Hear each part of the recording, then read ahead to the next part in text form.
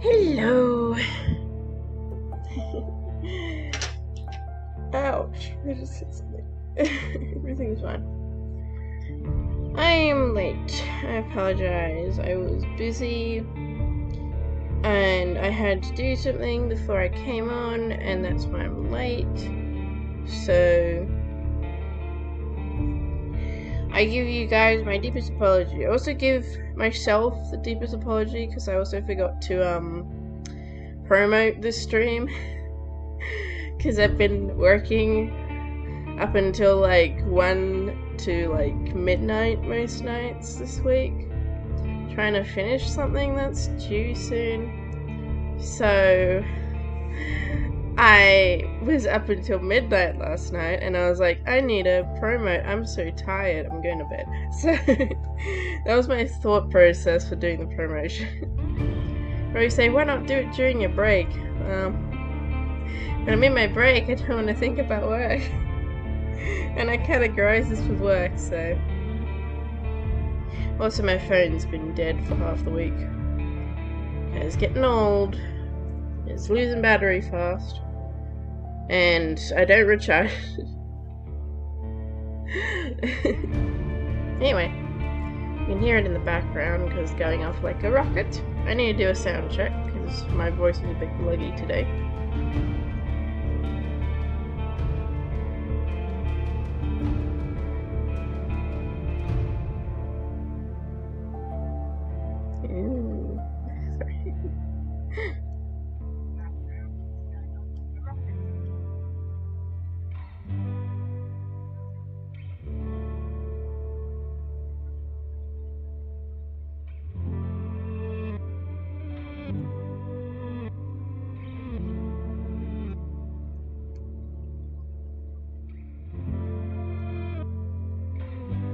Okay. 1, 2, 3, 4. See which one sounds better.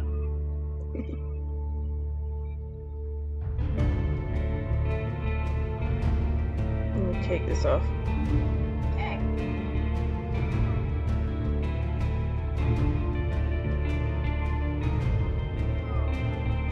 Okay, 4 is probably the best one, which is going to be annoying for my throat, but everything's fine.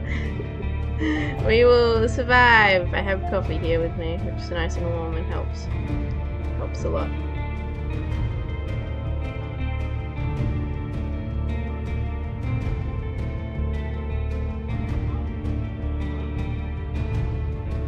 Anyway, I'm going to mute this now so it doesn't overlap. Okay, let's get into it. I need to talk to everybody, which is very unfortunate for me. Suffering from a sore throat. Into the void you go, and then we go into this. This has given me almost a new intro every single time, by the way. I think it counts the days. It might be a new one for each day, but I don't log off for the days. I keep going for multiple days. Good at showing. So I need to do a message for you guys. No, I forgot. Hold on. Let me do a message. Let me do the message. Let me write it properly. Thank you. It's either welcome in or welcome everybody. And I'll do my little sparkles because I like them. They're like stars. They're so cute. Okay. Only a couple of species are capable of wielding magic, and none are as natural and gifted as humankind. Oh, nice. And we'll continue. Now, I was doing some research again this week, and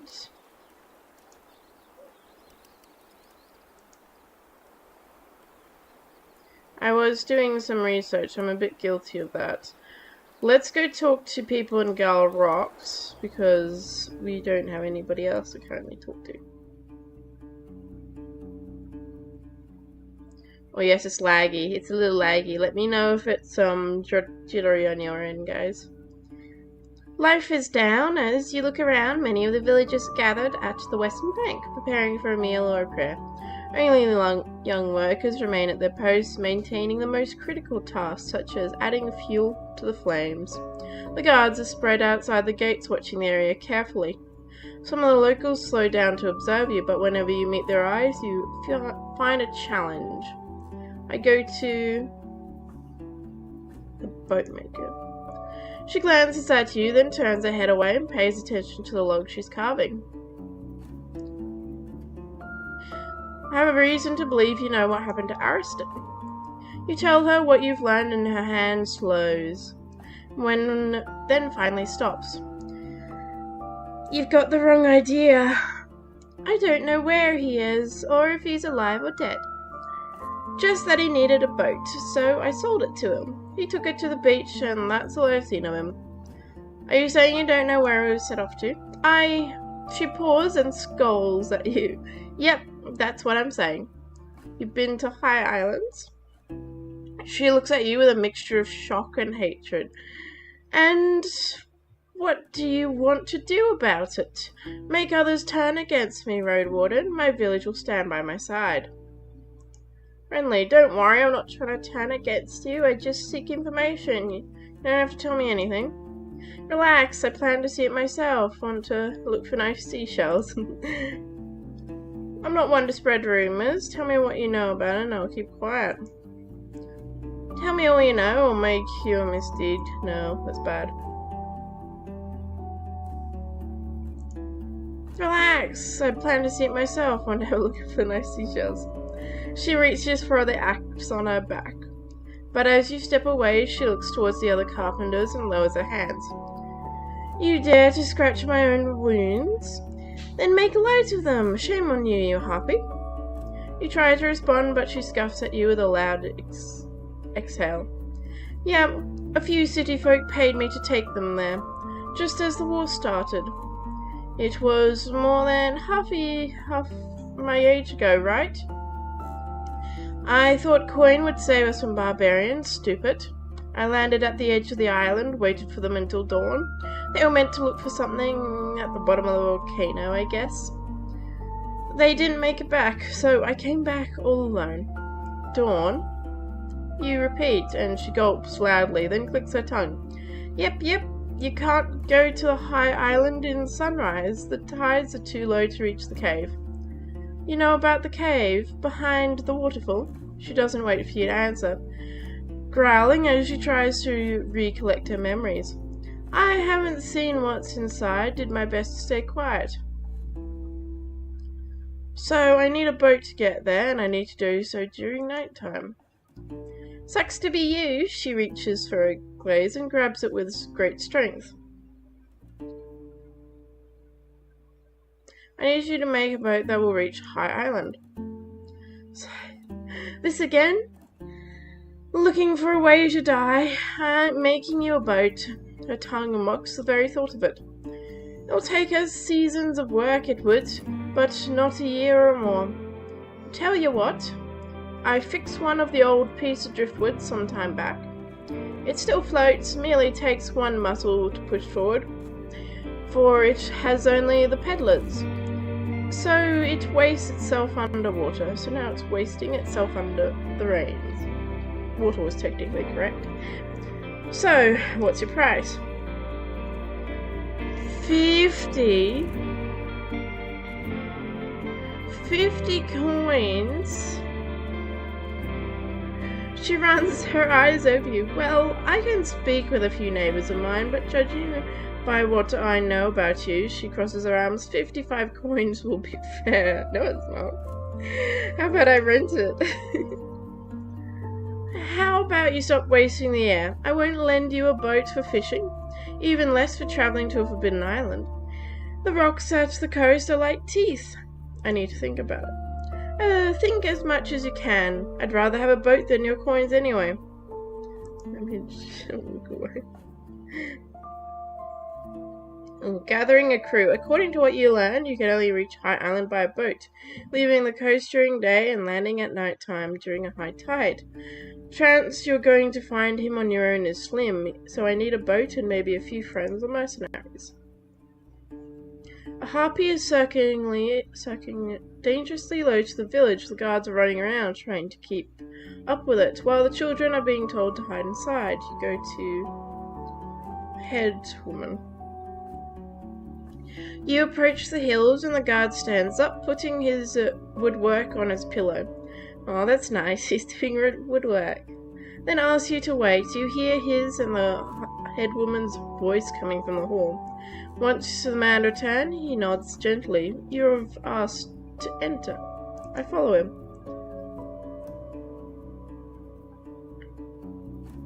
Sarai puts away her writing instruments, glances at you, then frowns. The closer they get, the more annoyed she seems, but she says nothing. I'm trying to learn more about High Island. Then you should ask somebody interested in old tales. We forbid our fishers to swim near it. Our neighbours aren't challenging us on this. She reaches for one of the tablets and notes something quickly. As she carries on, she sounds disinterested, more frustrated. The volcano there erupts rarely, merely hits us with the tide. We have nothing to gain from those woods but claws and thorns. And even going to the land is such a dangerous task. Thanks. She glances at the exit. I need a strong evidence before I confront her about her collaboration with bandits. Great. Let's go to the tailor. This bone ring looks like it's from here. She moves it to the light, widens her eyes, and speaks with melancholy. That's the word. Melancholy. I made it myself, I did, as a little lass, for somebody who used to be madly in love. It is now taken by the storms. He was better at digging than sailing. She puts the ring on the counter. His wife is still around, though. Leave it with me for 2 coins. It means a lot to her. Take it. Much appreciated. She takes out 2 dragon bones from the box. That's disgust to believe from one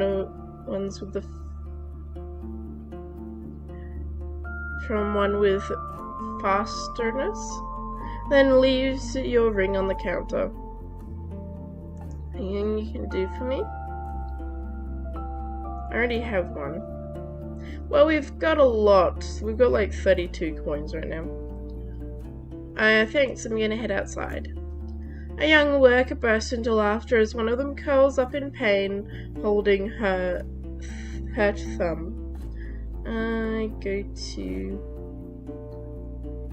the digger. She wants me to open up the tunnel. Okay, let's go back to the tunnel because they want me to open up that.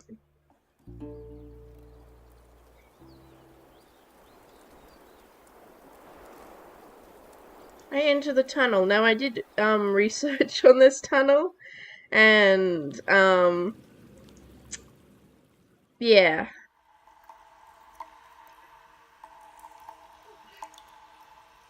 I go to the large skeleton. The creature hasn't moved since your last visit. This is the room that I'm looking for. I leave the chamber. I go to the sleeping quarters. The chamber is like a battlefield. Okay, return to the tunnel. Back to the crossroads. I go to the cave-in. I enter the storeroom. Storeroom is quiet. I wait outside. I go to the storeroom. I go to the cave with these. I go to the dining room. I go to the armory. I return to the tiny room. Okay, this is what I wanted. This place is like a maze. I can't figure everything out. Almost no sound reaches the spot.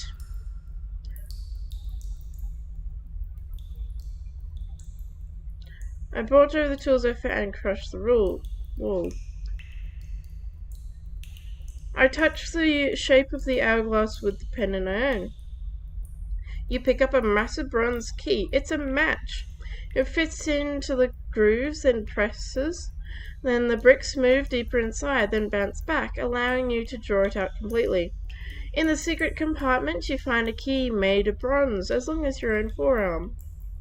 I turn back and go as deep as the tunnel as I can. I open the gate with a huge key. Yay, we've completed it! I totally didn't look this up. Easier said than done. Rotating the key alone makes you hold your breath. As you work at pushing the leaves open, you huff and blow, taking breaks. After it's done, you wipe your sweaty forehead, giving a proud look at the light that has now entered the chamber. I go back to Reginald. Reginald is napping in the shade of the tree. I wake Reginald up, or Reggie. Ooh. Oh, I can leave for both directions. Nice. Wait, I can leave here without a boat. Rightio, that's nice. I go back to Galrox.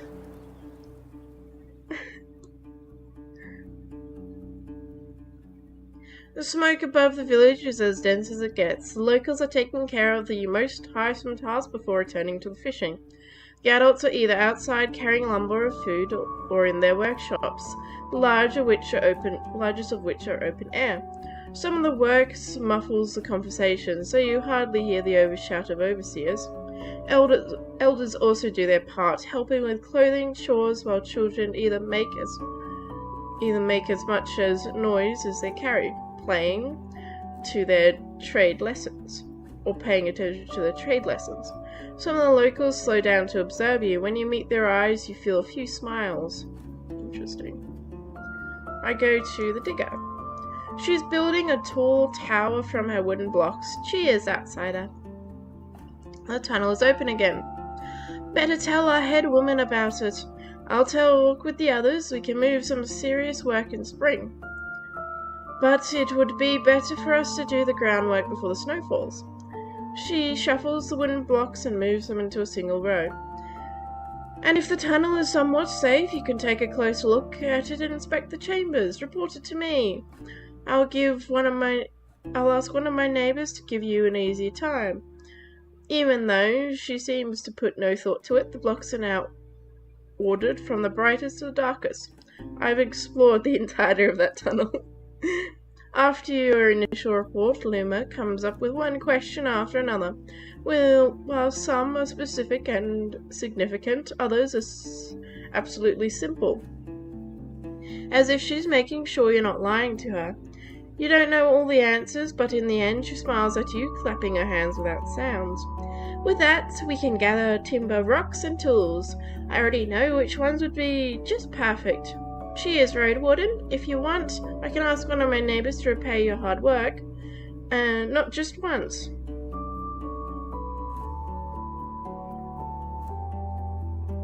I may need a boat one day. I could use a discount. Right!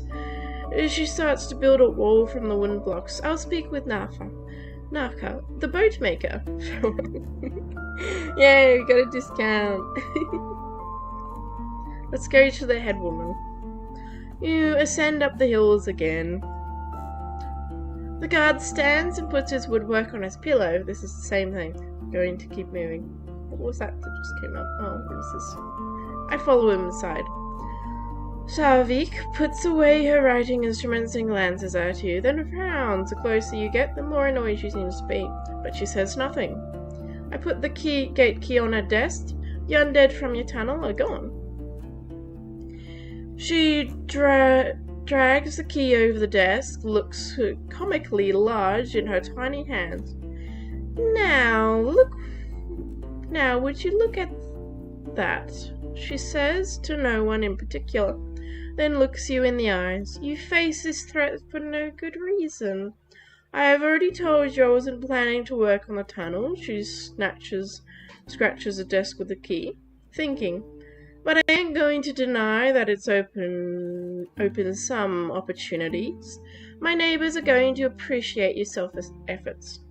She tries to push the key into the nearby bag, but it suddenly is interrupted by the voice of the perfumed guard who speaks directly to you. I used to be the head of the garrison that keeps the tunnel safe. He steps towards you. Until it was left itself 10 years ago. Oh, that's when the ruined village happened. Against my advice, I don't care if you're a road warden, an adventurer, or a drifter. You deserve a reward. And our head woman ain't willing to reward your contribution. He reaches for the belt and holds his sickly sword. And Salvia, with unmasked frustration, tells him to hold it. Don't be so dramatic here. She tosses a small pouch and it lands at the edge of the desk. 10 should be enough, considering you aren't asked to move as much as a finger. Talk to Lama, a digger. She will have some grand plan coming to us all. Maybe you'll manage to keep them on a leash. I've already talked with her. I'm just leaving the key with you. She glances at the exit. Fare thee well. Hello, Wade. Welcome in. Oh, are you now? I hope you're okay. Your bad eyes, ah. Dear Wade. Remember, you gotta get like 20 out of 20 on everything. I'm alright. I'm doing okay, just busy. I hope your checkup goes well, or your appointment. It's not too much of a bother for you. How much will you offer now? She glances at you, then turns her head away, pays attention to the log she's carving. Seriously, fine, let's say 44. I think about it. I walk away. Okay, 44. So, how much money do I have now? I have 42. Nah. That is so annoying. Why is it 42?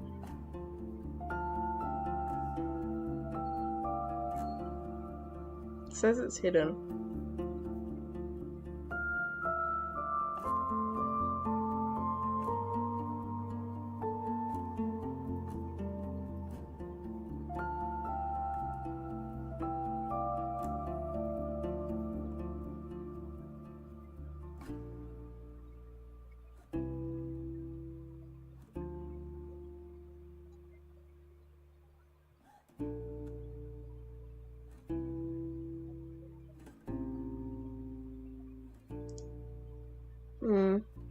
Let's go journal.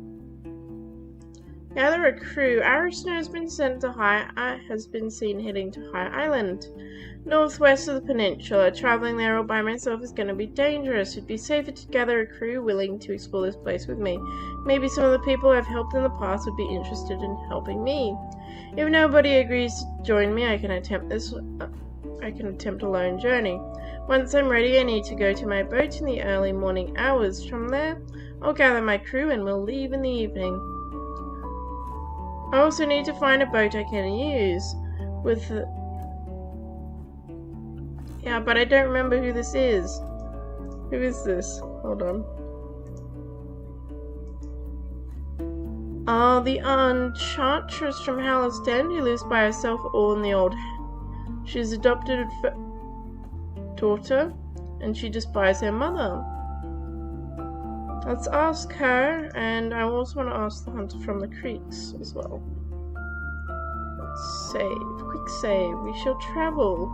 We're going to check the berry fields on the way over to check if they have anything for us. Thank you. Isn't 42 the number for everything? It's not. 44 is, or 69.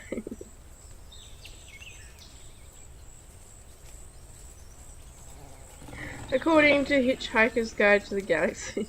Oh. Needs a few more days. There may be berries and other plants to pick here. Nice. It's getting dark, so I probably need to go somewhere. How many hours before dark? Let me just see. 3 hours.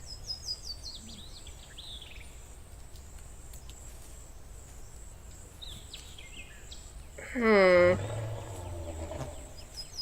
might talk to old Haggis again and we'll sleep up near the monastery, I guess. Through the closed gates you hear muffled conversations and the echoes of cutting stone. You knock and Harrier sends orders to open it. You see a hint of a smile in her brown eyes. It's good to see you again, Rin. I'd like to hear what you have to say about the other villagers. Which ones? The tribe of the Green Mountain. She sizes you up.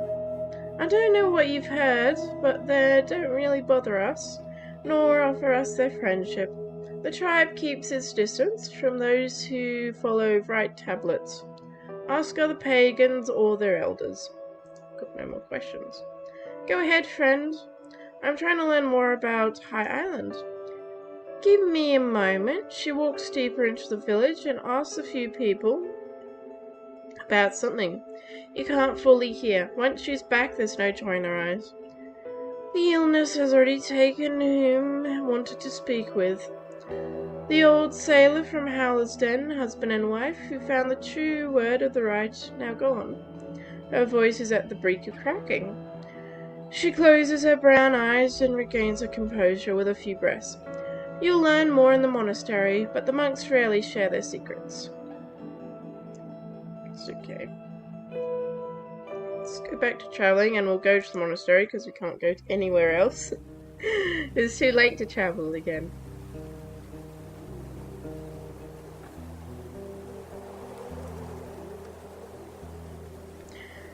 ゚Q welcomes you with a cheerful wave of his bandaged hand. Salutations! It's good to see you, thee in one piece. His young companion is right next to him, observing the skies with a large grin. What would it be?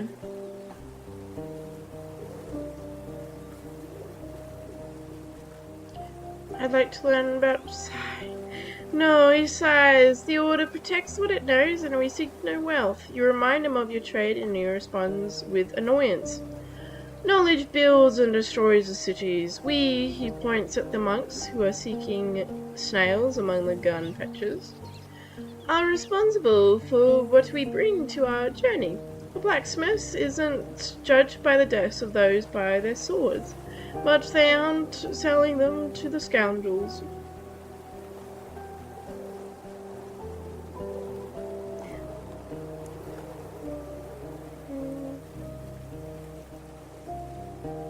You believe there's freedom and peace in understanding the world. Is it strange you won't share it with other people?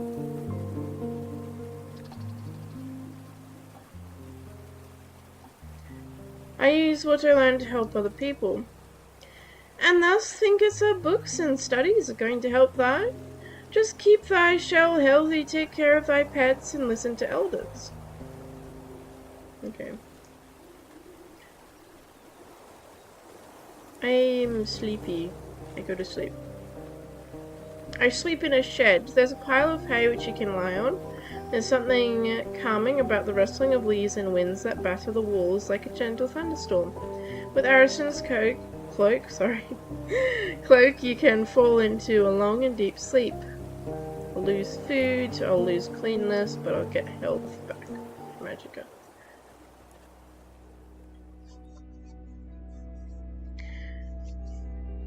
Next to you.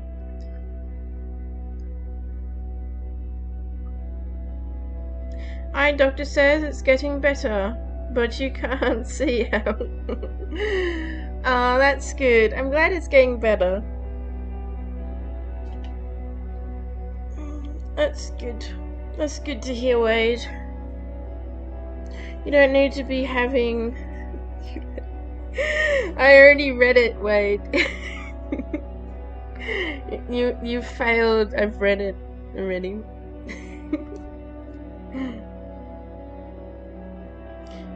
Sorry, I'm a quick reader. I'm very quick at reading things. You listen to the wind, then to the stream, then fall asleep, unable to focus on your own thoughts. You wake up after a couple of hours disturbed by the large clapping of thunder. Or is it just a dragon's roar? You can't say. You spend some time awake listening to the peaceful breathing of Reginald, and the rolling over into the old hay. You take a brief walk indoors, stretching your arms and neck. You're both anxious and tired, with dreams and thoughts merging into incoherence, aimless mass of impressions and half-real noises. When you lie down, you feel paralyzed, struggling to take a deep breath. It takes you a long time before you close your eyes. But even when it happens, you have the feeling that somebody is watching you, with a pair of grey eyes. Interesting. Who's watching me and who has grey eyes in this town?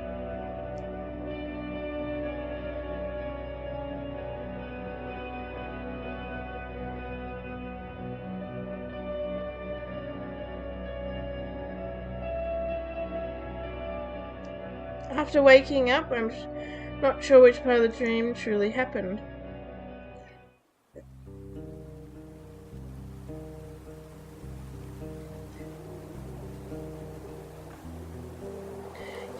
Your shell feels weaker than your soul. During your morning routine, your eyes remain a bit cloudy. You keep looking around time and time again, making sure nobody is watching you. A few monks are entering the yard, carrying their tools and whispering lazy conversations as they wash themselves in the brook. Soon after that, ゚Q&A knocks on the door of the shed, opens it. His companion is holding their hands behind their back, giving you the charming smile of an innocent child. Was it you? How does one become a monk?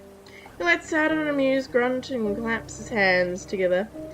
When one needs to join the order, they find a way. It's not aught thous that wantest, but stuff that happens to thee. Give me an example. Oh, I don't know.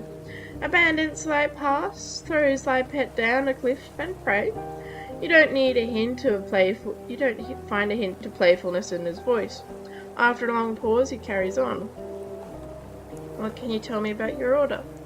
How does one describe the air they swallow, the water they draw each day?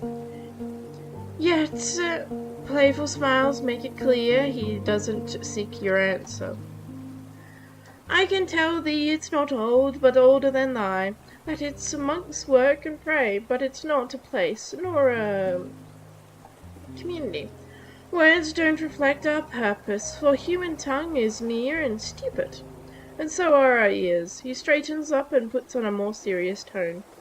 We look for knowledge, knowing will not uncover the truth. We study herbs, rocks, mushrooms, winds. Old Pagus feeds us. We take care of its orphans. He glances at ゚Secret. Heal its sick, writing down its stories. We silence our thoughts, fixing our past wrongdoings, seeking peace and understanding. I've seen and touched stuff I can't even name, and they were delightful. Now I find no difference between what I do to keep my shell alive and what I do to fulfill the right's will. An old woman without her hood leans forward while walking, exiting one of the caves and walking along the rock face, from time to time stopping in place to watch the gardens. The scars on her face can't distort her kind smile.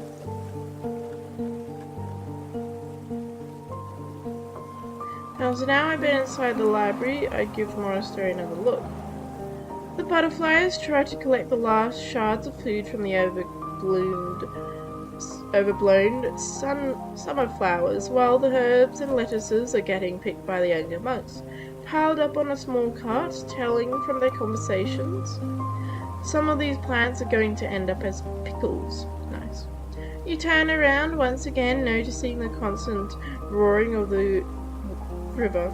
In the valley deep down, you've managed to learn how to ignore it, but now you're paying closer attention. You hear the sounds of the order and their land, the chisels echoing in the caves, the singing of a woman looking after the fruit trees, and the coughing of an elder who's been watching you from the edge of one of the paths, close to the massive steel hourglass. There may be no walls around it, but nobody seems worried or afraid. Even Dakia, always both vigilant and absent, is focused on a picture of an eagle that she's been drawing with her small boots. One can find peace here for the price of freedom. ゚Secret gives you a curious glance as if he's been reading your thoughts. Are you the one who disturbed me?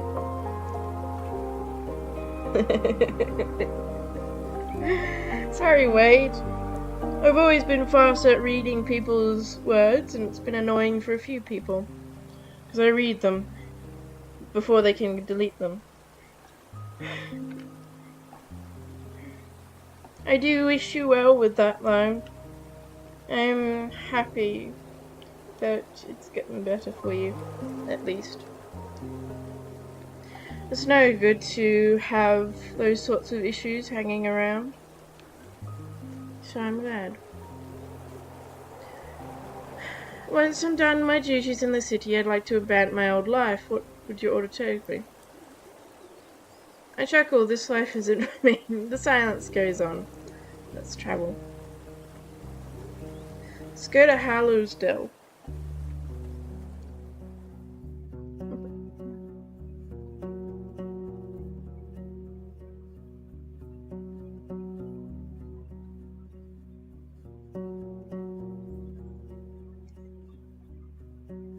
You ride through the open gates and dismount swiftly. Some of the locals greet you politely, but they keep their distance.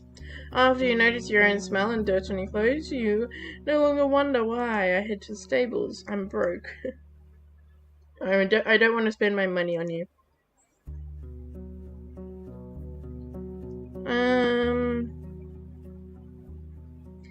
I go to the main square.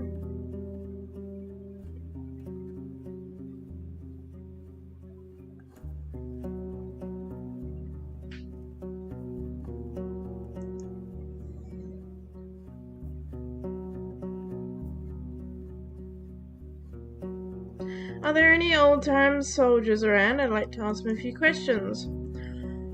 All our soldiers are old-time soldiers. Nah, Soul here has seen a ship in years.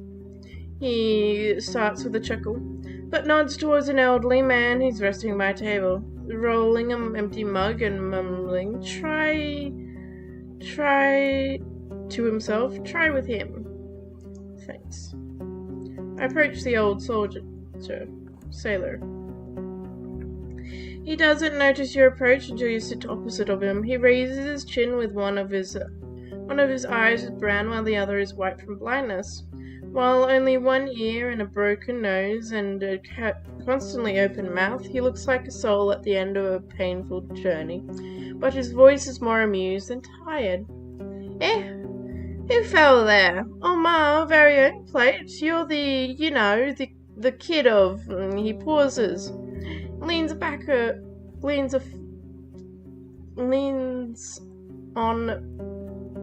bit forward.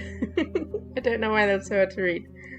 Nah, I have seen ya before. Have you come to buy me a strong mug? You need a few breaths to get through his thick accent, additionally disturbed by his lack of teeth. You mean ale? Sure, I'll pay the innkeeper to serve you some.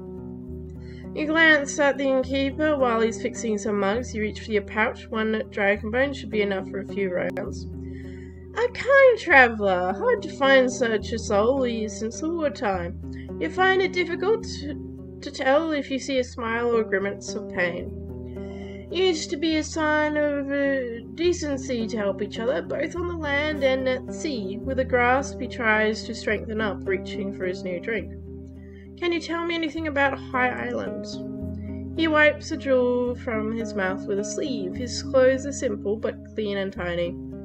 Do you know, this me allowed a land there, a dangerous place, and a hurtful memory. Why hurtful? Long before any of us were born, it was a home to an old tribe, one who lived close to the spirit of the land, but was chased and trapped like a hunted boar, and those men fault of their own. They were strong, but alone, and could not stop the emperors bringing their soldiers. He tilts his head and narrows his living eye. You know what? You sound like city folk.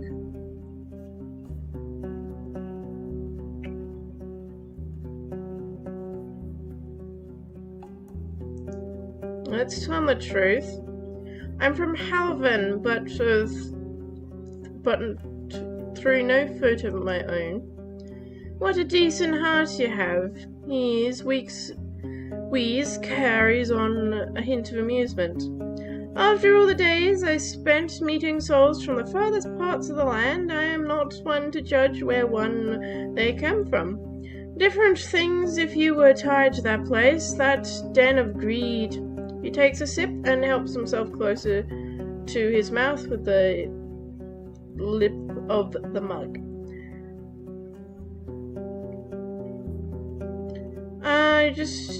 How's Halvan tied to all this? Have you not heard of the tribe of the Green Mountain?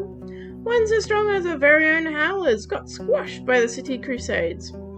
Pushed all the way to the distant east. Someone younger surely knows the way.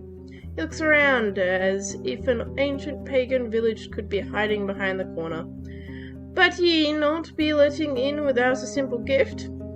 Without a fine gift, something they lack. No wonder. A sharp blade, a bag of spices.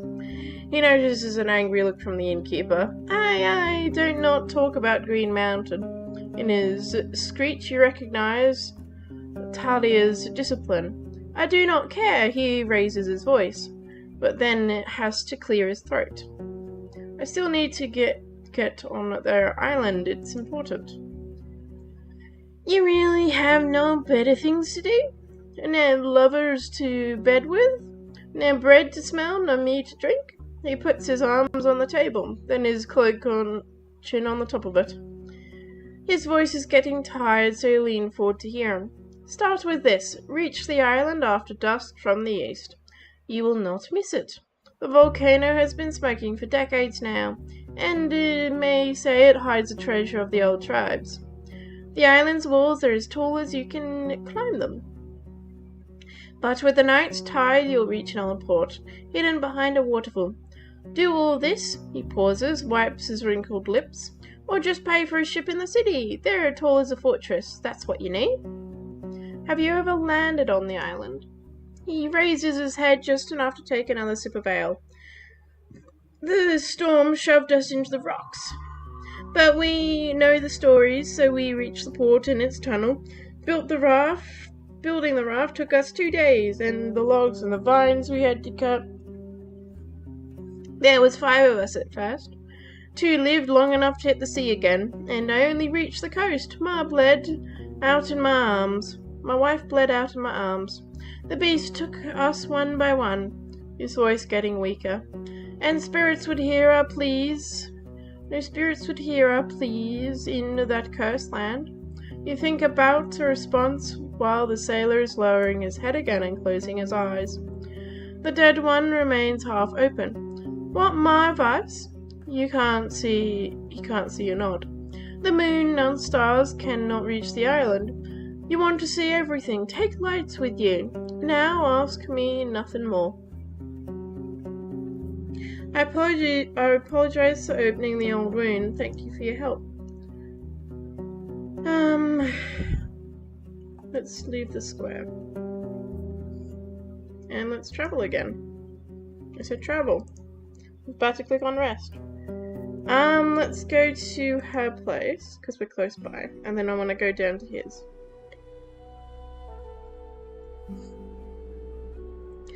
The hamlet is peaceful, silent like a dead tree. For a few moments you think some of the tall rocks are moving, but as you stare at them you only find seagulls. Argat is in the main yard of the hamlet, training with a bow. I washed myself in the ocean. I packed my things. I return to her. She waves you from a distance, her voice is bright. Good to see you alive. Let's ask her some questions. All the questions today, guys. I saw your boat. Has it ever... How do you feel about what happened to Steep Houses? How should I feel? I was still this tall. She raises her open hand, palm down to her chest. Just heard it's difficult, and that I should not ask about it. Then she bites her lower lip. I've been thinking about it for years, but maybe I should. Knowing it was Thaddeus who told me this.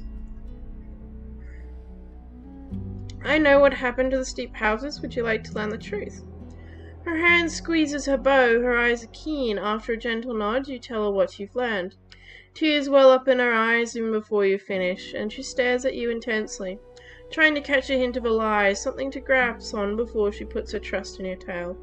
In the end, she scratches the sand with her foot, lowering her head, then covering her eyes.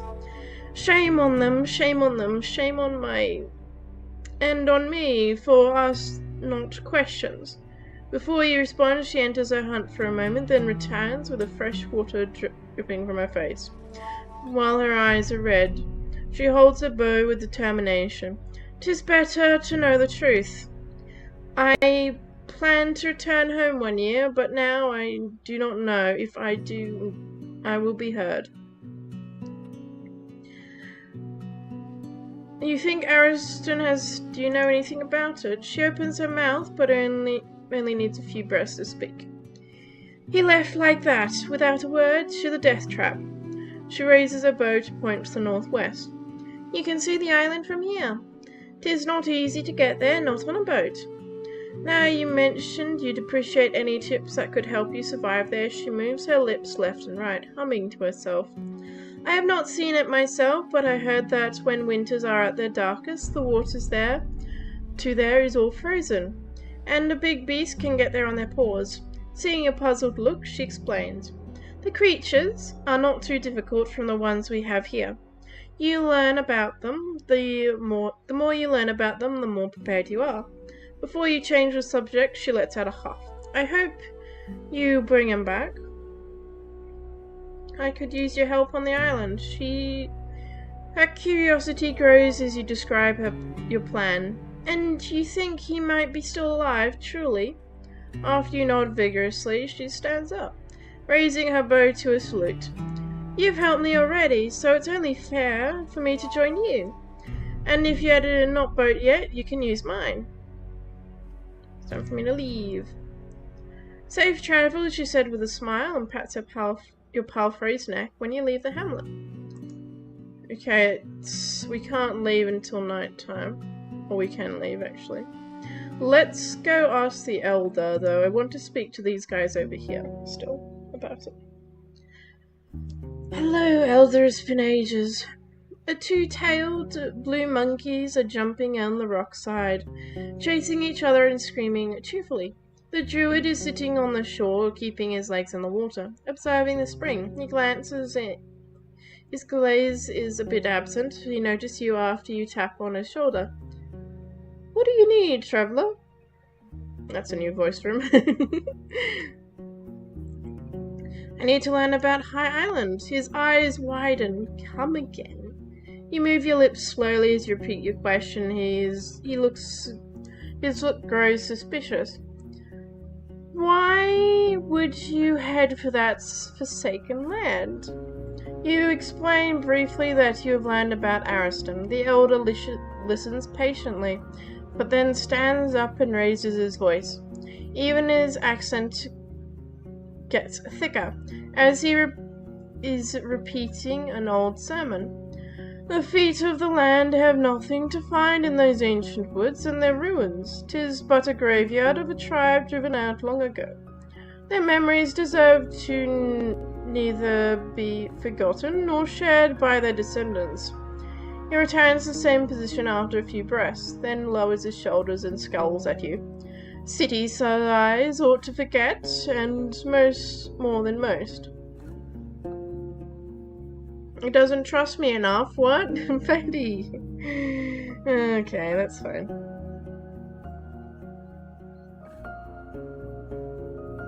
Let's go to Pell to the north.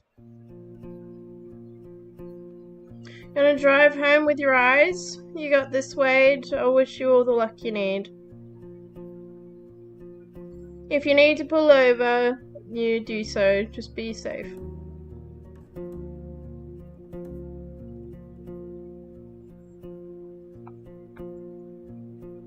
I go to the well. I wash my shell.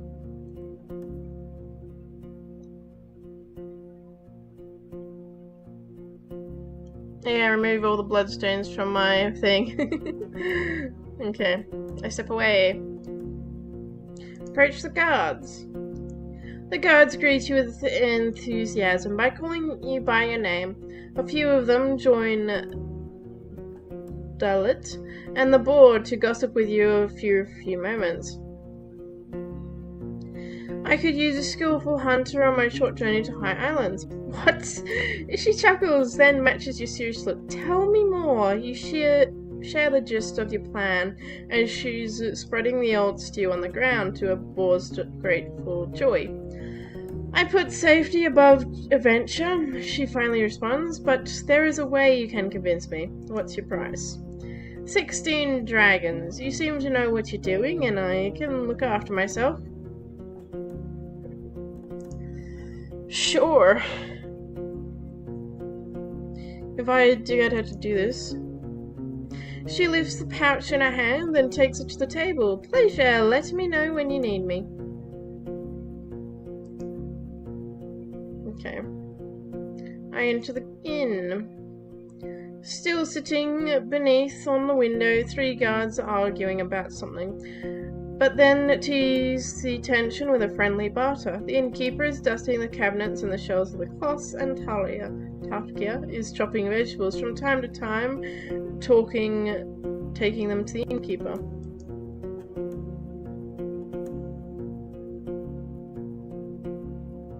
Need anything?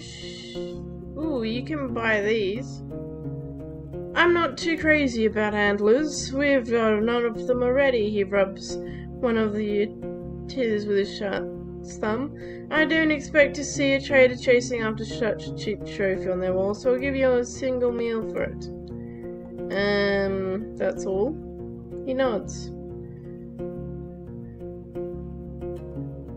Show me your wares.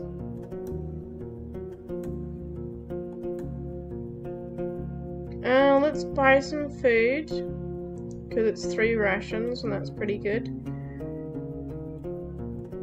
I'd like to ask about somebody.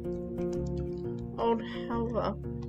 He freezes. Aye, he looks to the door. It ain't my story to tell, RoadWarden. You'd be wise not to ask for it. Let's change the topic. Okay, it is 2 hours before dusk.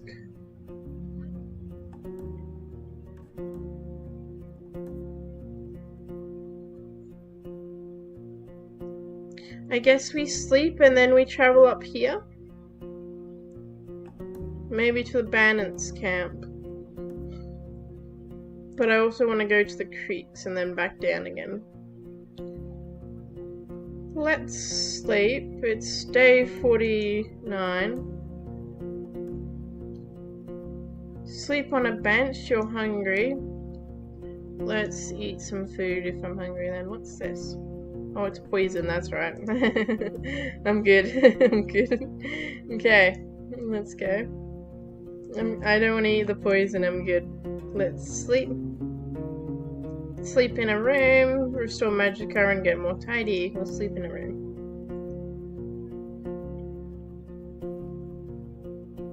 So, welcome in, other soul.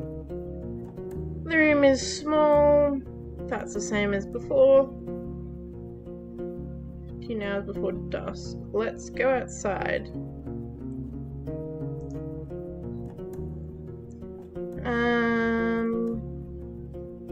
Let's travel.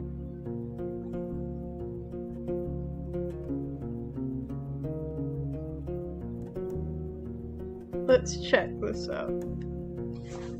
Hold on hold on.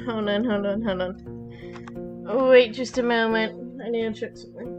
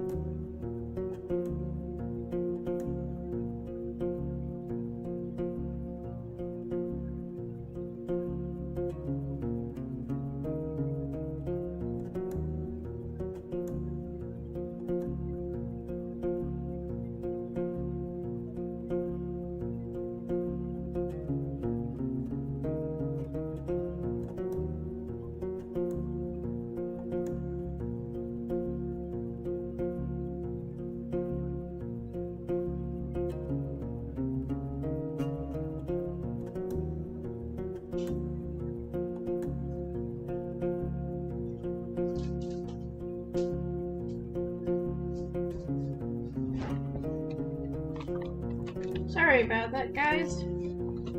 Something was going astray and I had to go catch it. Everything is fine now. Let's continue.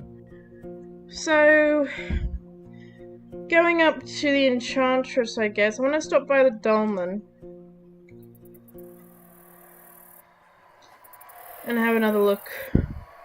You follow the overgrown trail between the Dolmen and the southern crossroads, but it's even more difficult than a few days back. You look at the fallen branches and a few trampled shrubs that are blocking the road, large paws and a few trails of blood. The scraps of fur tell a story of a long clash between dangerous beasts. For now, riding through the spot is going to take you more time. Before I ride, I spend an hour cleaning the path. Turns out a few of the plants are already dried out and not too heavy. It's a bit sweaty, but unless another misfortune happens, the path stays in pretty good shape. I get back on my saddle.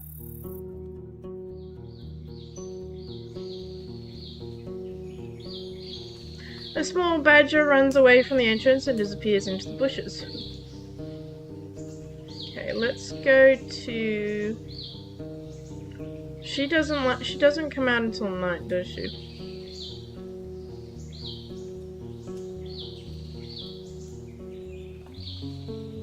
I guess we'll go to the woodland edge then if she doesn't come out until later.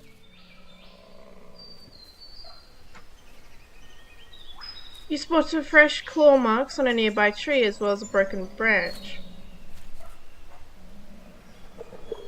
Return to the canyon middle of the forest. The rocky hills gives way to meadows and the tree roots. The saplings wake up beneath the remains of the burnt forest, complete with young grasses and eels. At first, the nearby howls make you think of humans, not beasts, but the numerous throats make you reach your blade. The creatures, not even waist high, come out of the tall grasses, and the spare bushes surrounding you quickly. Despite their wolf-like heads, their front paws would fit a monkey. Their furs are mostly brown and short, but carry scars left by all sorts of cuts and scratches. Almost every gull lacks a part of its shell, a limb and a nose, an eye and an ear. Some of them move on all fours, sitting down on their rears, while others walk around on their hind legs alone. With all these varied levels of competence, a few have the grace of a determined robber. Many more resemble the harbour drunkards. I consider my options. While you're able to take a few of them down, they surely would bite into Reginald's legs, and you won't keep both of you alive. You could follow one of the old tales, according to which the beasts could be bribed with the gift of food. For now, the beasts keep their distance, baring their teeth between their grunts. Sitting in a saddle, you are 4 times taller than them.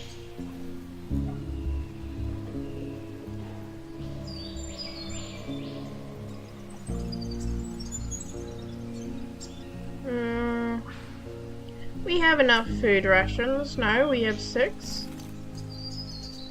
Let's throw them some food, see if the old tales are true. The package scares away the nearest gull, but then the braver ones get closer curiously, smelling and poking at their new bounty. Suddenly, they bite into the scraps of linen, revealing the fruits and scraps of meat. 3 of the largest beasts grab your gifts, 1 of them with their jaws, 2 with their limbs.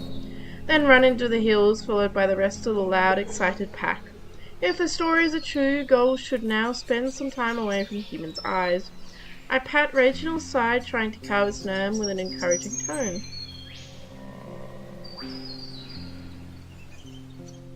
You stand at the forge, the deepest holes of which are now filled with your rocks.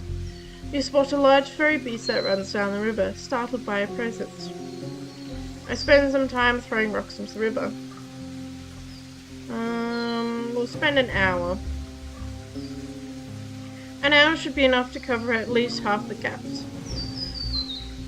Not unlike the builders from the days before the old 10 cities, you put the last boulder,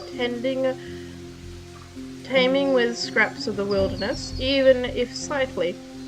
The tightly arranged rocks resemble a resemble you of a cobbled road leading to Hallivan. Even a wagon carried by 2 mules could get to the other side without stopping.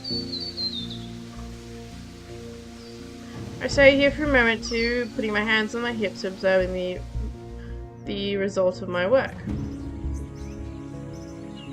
At the edge of the pond, you spot a muddy, closed satchel hanging from one of the branches above the trail, most likely taken there by an ape or a bird.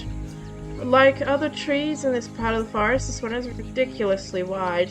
Covered with dark, scrabbly bark, it takes time to climb up and up the slippery linches.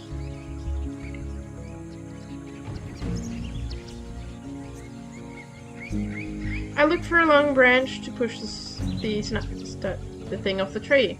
You start to poke it, trying to push it down the long, thick branches, but all the twigs hold it tightly.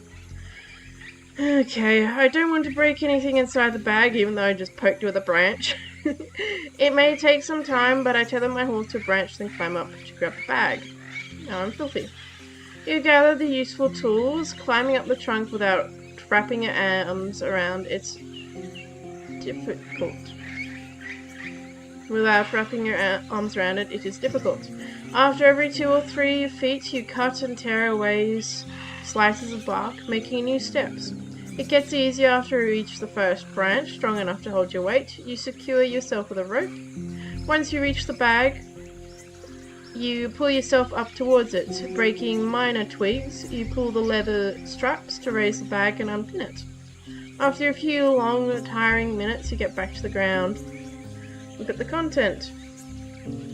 The foul smell hits your nostrils like a hammer. You ignore the fruit covered with maggots and eggs, as well as the mouldy shirt, but you knock away the small pouch.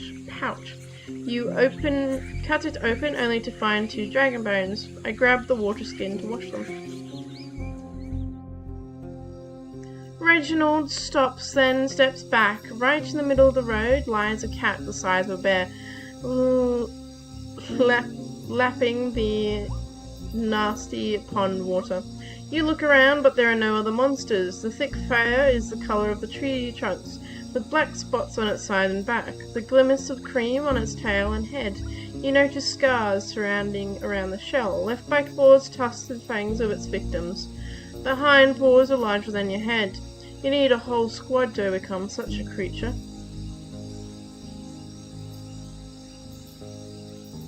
If it's here to drink, it's not hungry. Well, it probably is hungry. I ride to the other side of the thing.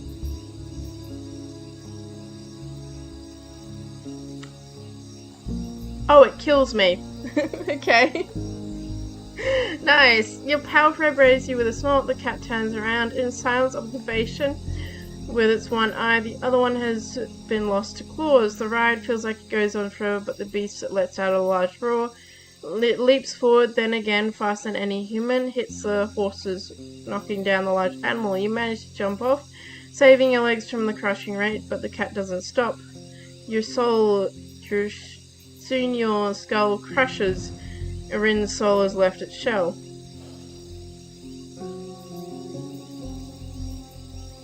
Yes.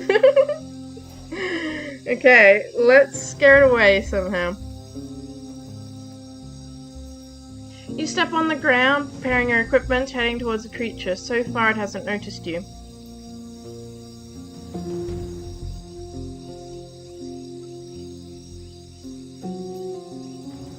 I sneak towards it.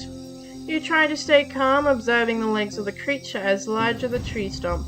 After a few breaths, it raises its head, shaking its hairy ears, looks in your direction with one eye. The other one has been lost to claws. It springs to its claws and gracefully shakes its fur, and takes a step forward.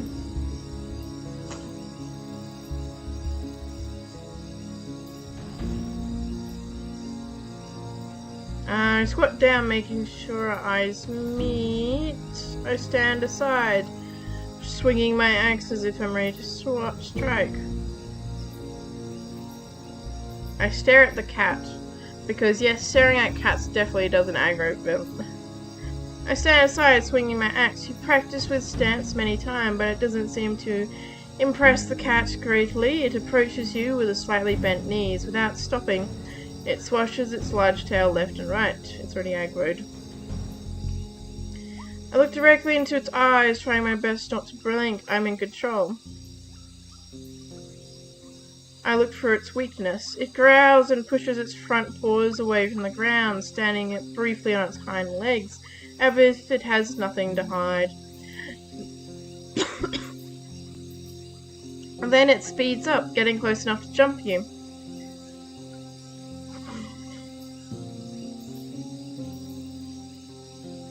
I flee. I play dead. I don't have a crossbow. I walk away, trying to stay confident slowly. I fall to the ground and play dead. Nice.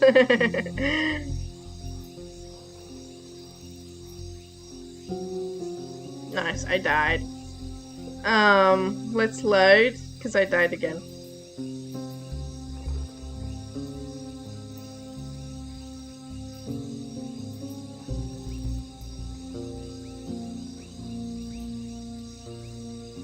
I'm gonna do this again. I look directly into its eyes, doing my best not to blink. I'm in control. It's orange like a flame, with a small black pupil that is cleanly observing you from beneath the lower eyelid. The creature slows down, but you're the first one to blink. After a moment, the cat is close enough to jump on you. Nice. I play dead. No, charge it with my axe. I die. Oh, I love this. Let's replay this encounter. I can't face the beast, so pull the reins gently. Reginald gladly turns around. You ride deeper into the woods. You won't be able to reach the other time anytime soon, as long as it takes. It quenches its thirst slowly, then rests by the pool, cleaning itself with a massive tongue. The other creatures that show up avoid both you and the predator. After a few more than an hour, the beast lazily gets up, stretches out, and comfortably runs into the tree. On legs as large as tree trunks, you lose track of it soon after that. It matches the color of the forest perfectly. Continue our journey. That was fun. A lonely bear gets startled by the clopping of hoods and flees amongst the trees on all fours. It turns its head twice, sending you an upset roar.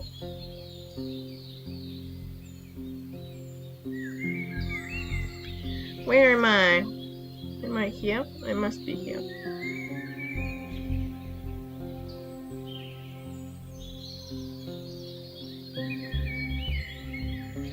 I ride to a different part of the forest. Where do you want to ride? I go to the bandit's hideout.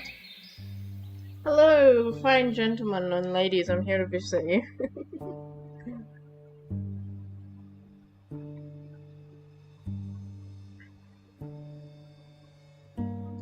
You reach the gate without issue, but a trail of blood makes you suddenly stop. A few people approach the gate, talking about the deer they just caught. The highwaymen nod politely to you. Even though their weapons are in their hands, they keep their distance. I enter the hamlet. Gardiga observing her mail, which seems to be even more polished than usual.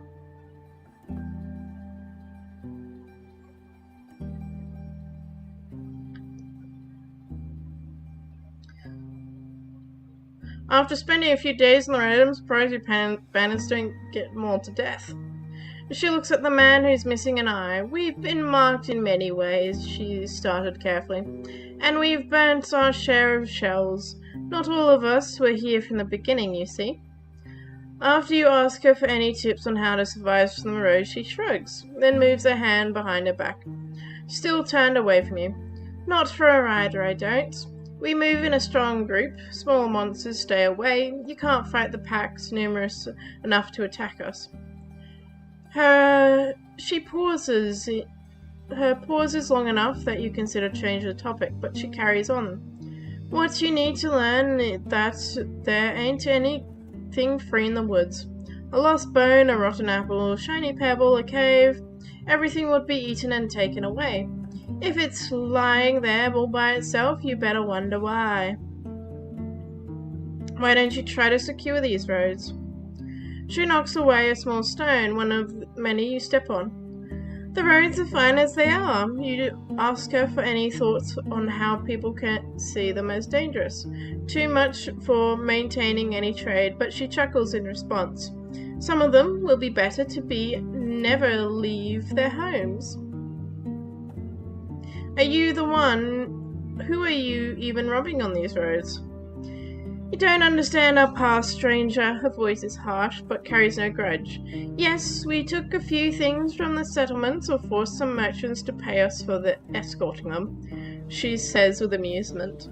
But we aren't some bloodthirsty robbers. We cut our own firewood, hunt to fill our bellies, trade if we need to.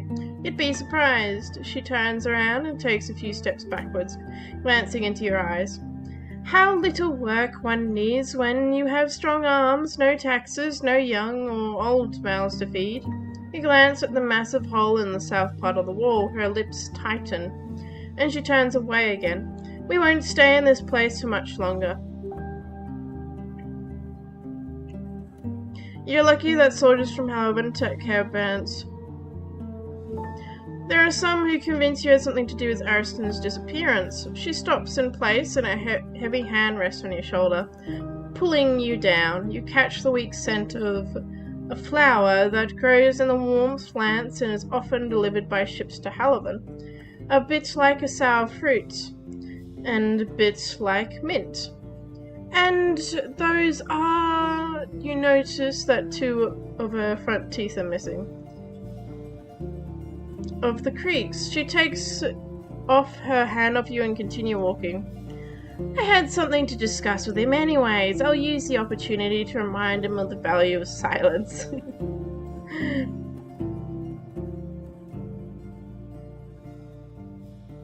You're lucky that the soldiers from Alvin took care of the bandits dwelling in Hag's Woods. She walks without a word through a few good heartbeats. 3 rooks are searching for food in the grasses, ignoring her heavy footsteps and mail, still toddling away once you approach them. I had different opportunities in the range of our territory. She looks at her guards with pride. They have enough muscles to become a threat, but they were careless, had no purpose, merely hungry. We are around long before them, they're gone. But we remain, such is the right's will for us. Before she resumes her stroll, she meets your eyes and nods slowly. Right, we're lucky. Say hi to Talka for me. I'll see her soon. She responds to your frown with a smirk, then turns away. I should go. I head to the pond. Ah, okay. So I go back to the canyon. They don't like me spying around there. Hello! Hi Ruby, welcome in. Sorry I didn't see your message. I was busy reading some text. Welcome in though, it's nice to see you. How are you going?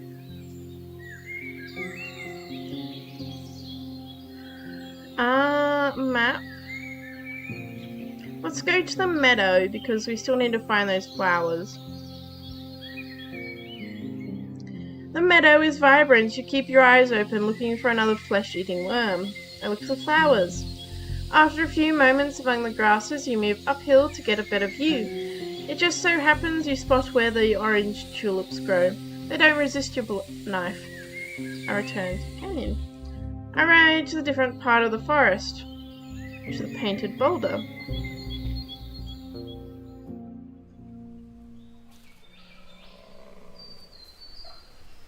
You leave the dark woods behind. There are fresh paw prints on the road. A pack of wolves was heading east. So we can travel now. Let's go to the Enchantress. And then we'll go up to the creeks again. It's day 50 right now. You touch the cold shell. The monster's eyes glow red. Rin, come inside. I wouldn't mind a bit of company. The golem lets you in. The Enchantress sitting on the floor, leaning against the bed and staring at the smoke indents. Though she exhales it once you show up.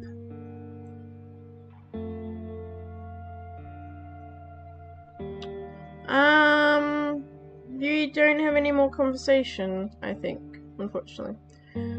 I'm gonna wait bringing you the flowers until I figure out what happened to Ariston, and then I think I'll give you the flowers afterwards, because I know it's then something bad happens if I give you the flowers, unfortunately. How's your day been? Oh, the day is just beginning for me, but otherwise it's been pretty well. It's nice talking to you guys. It's been pretty well. I think it's going to be a bit quiet today, though, which would be good. Can't have too much noise around. How are you going? As well, is your start of the day or night or afternoon going good? Go outside. Also don't want to send her to the village.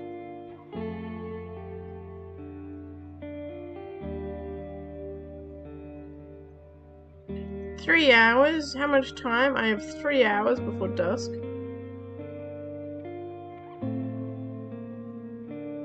Let's go to the creeks. Take me 3 hours to get there.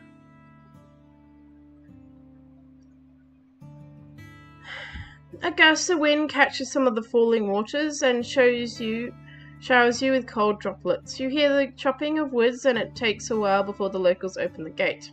A young man carrying out a few buckets welcomes you with a smile. There you are, old friend. Better speak with old Halliver soon. She has something to tell you about one of the sleeping spots. Okay, go to her.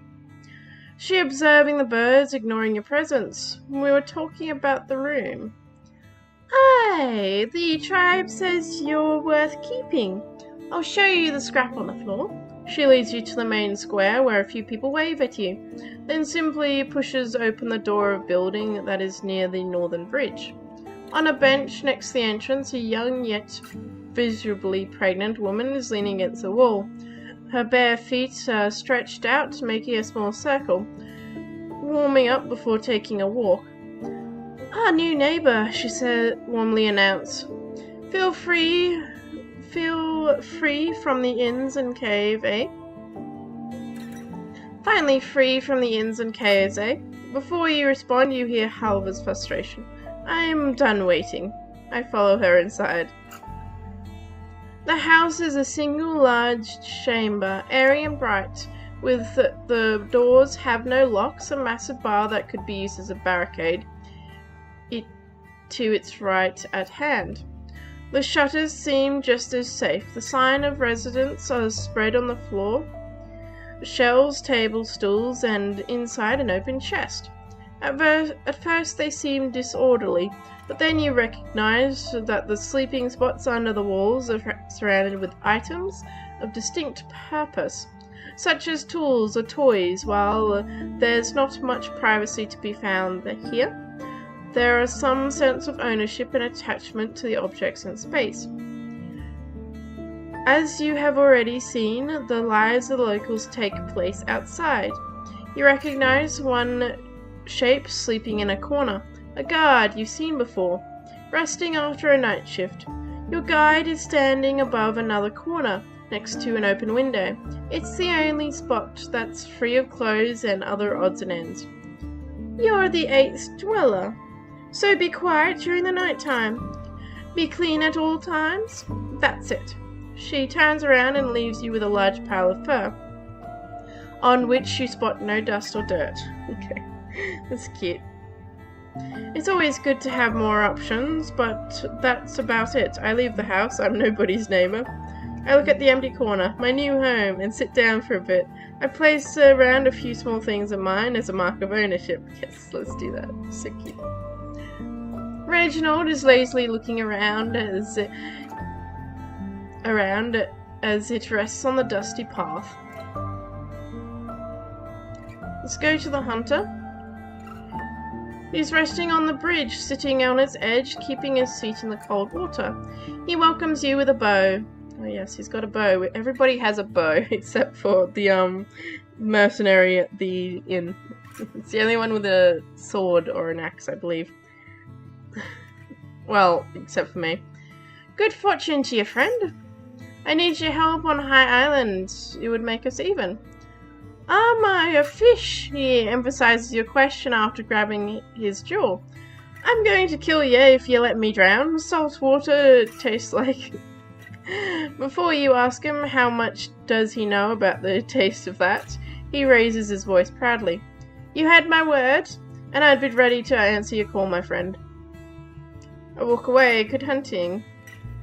Let's go to the carpenter. He's polishing the surface of a new crib. He smiles and puts away his tools. Welcome, friends. Good to see you. Stay safe on the roads. I made additional progress with the eastern paths. Were there more issues? I'm listening. I restored the brook fork that connects the eastern roads to the heart of the forest. I know the place. I didn't think we're going to see that many wagons going through there in the next few seasons, but it has been quite a few hours of work for a single shell, and that's close to beasts. You realize he's not as much addressing you as thinking out loud while reaching for the wooden case. His fingers play with the content for a bit until he takes 2 dragon bones out. One for the labor, another one for the threat. You must say, not too bad for carrying rocks. I smile, choo. I'm surprised you keep finding something to do. This land is really a mess. I place the sign you asked for. He exhales and nods gently. Thanks, friend. I was thinking about it, and it would be a good opportunity for us to visit that mountain after all. There's a lot to talk about, and there will be even more in the spring. Here, he hands you 2 dragon bones that he has already held in the pocket of his pants. Glad to see you got your senses back. I'm surprised you keep finding things to do. This land is really a mess. Let you know if there's anything else.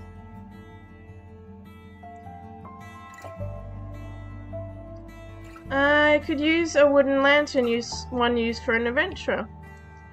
Dreaming of caves and treasure, he glances at the nearest pile of planks. I should have some glue and leather to spare, but making a lantern would take me half a day. I've got a lot of sewing ahead. He points at the broken chair behind him with his thumb. If you really need to, friend, you can give it a try. I'll lead you through the difficult steps, but it'll take us half a day. Let you know when I'm ready. No hurry.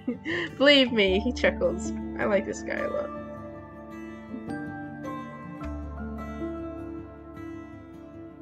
Let's talk about patrols. His carving slows down. What's the matter, friend? I know from old Halavan that your tribe needs your contact with Foggy more than I need your coin. 2 dragons for a day isn't enough.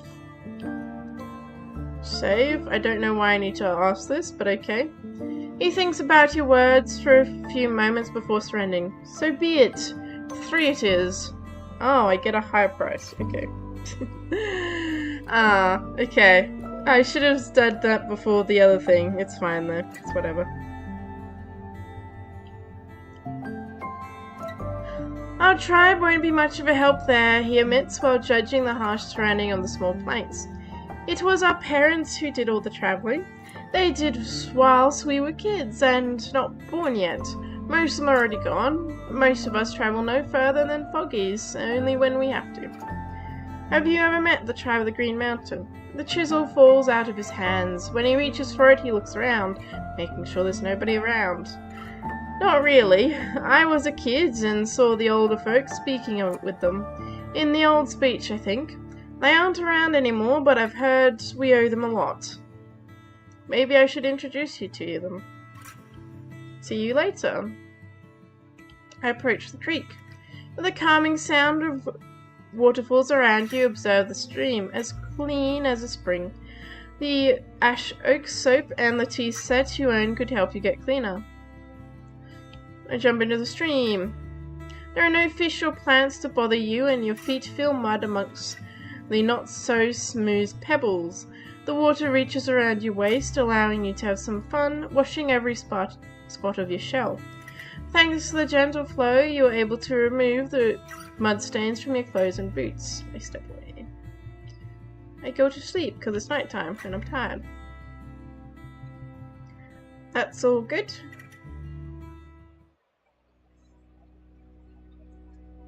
Oh, we get another dream. Your first sleep ends you taking care of your regular chores. Doing your best not to draw attention of the crowded room. Once you get back to your pile of fur, it's as comfortable as an inn's bed. But it's not easy for you to doze off. The noises that reach you are difficult to misinterpret. A man, a woman mumbling, moving in their spots. Though you see mostly darkness, after a few moments, similar sounds reach you from another spot. Cringe, I try to sleep. Just a bit quieter. I whisper, this isn't too bad. It's not that bad. Some people are preparing to leave, others are in deep sleep. There is a loud conversation coming from the main square, where people are sitting with plates of cold meat, bowls of gruel, chatting about the plans for the day. Reginald is well rested and satisfied. Let's go to the carpenter. He is removing barks from a large log, throwing it into the pile of wood in the center of the square. He smiles and puts away his tools. Welcome back, friend. Good to see you, that you're safe on the roads. I have time now. Let's do the lantern. He spares you a shrug. If you really need it, friend, you can give it a try. I'll lead you through the difficult steps, but it'll take us time. Let's say half a day. Let's get this done. You built a lantern. Cutting and shaping the slabs seem to go on without end. While the instructions help you keep your hands safe, the blunt and jagged tools are malice. You have little to show after the first hour, and the carpenter puts his own work aside. At such a pace, you'll have to return tomorrow. Let's try something different. He leads you into a chamber, storing all his projects, most of them cooked or half completed. He invites you to search through a chest filled with wooden discs, boards, and rods, with even more trash stored behind it. Some of them must be salvageable, he chuckles, with a hint of irritants, but indeed you both leave the room with many pieces that take hardly any sawing. The remaining adjustments still present a challenge, but having the locals chat and warm always at hand, you stick the last piece of parchment to the frame much sooner than you expected. See you later. Thank you. Reginald snorts at the group of kids trying to pull its tail. You tell them to run to their grandpa.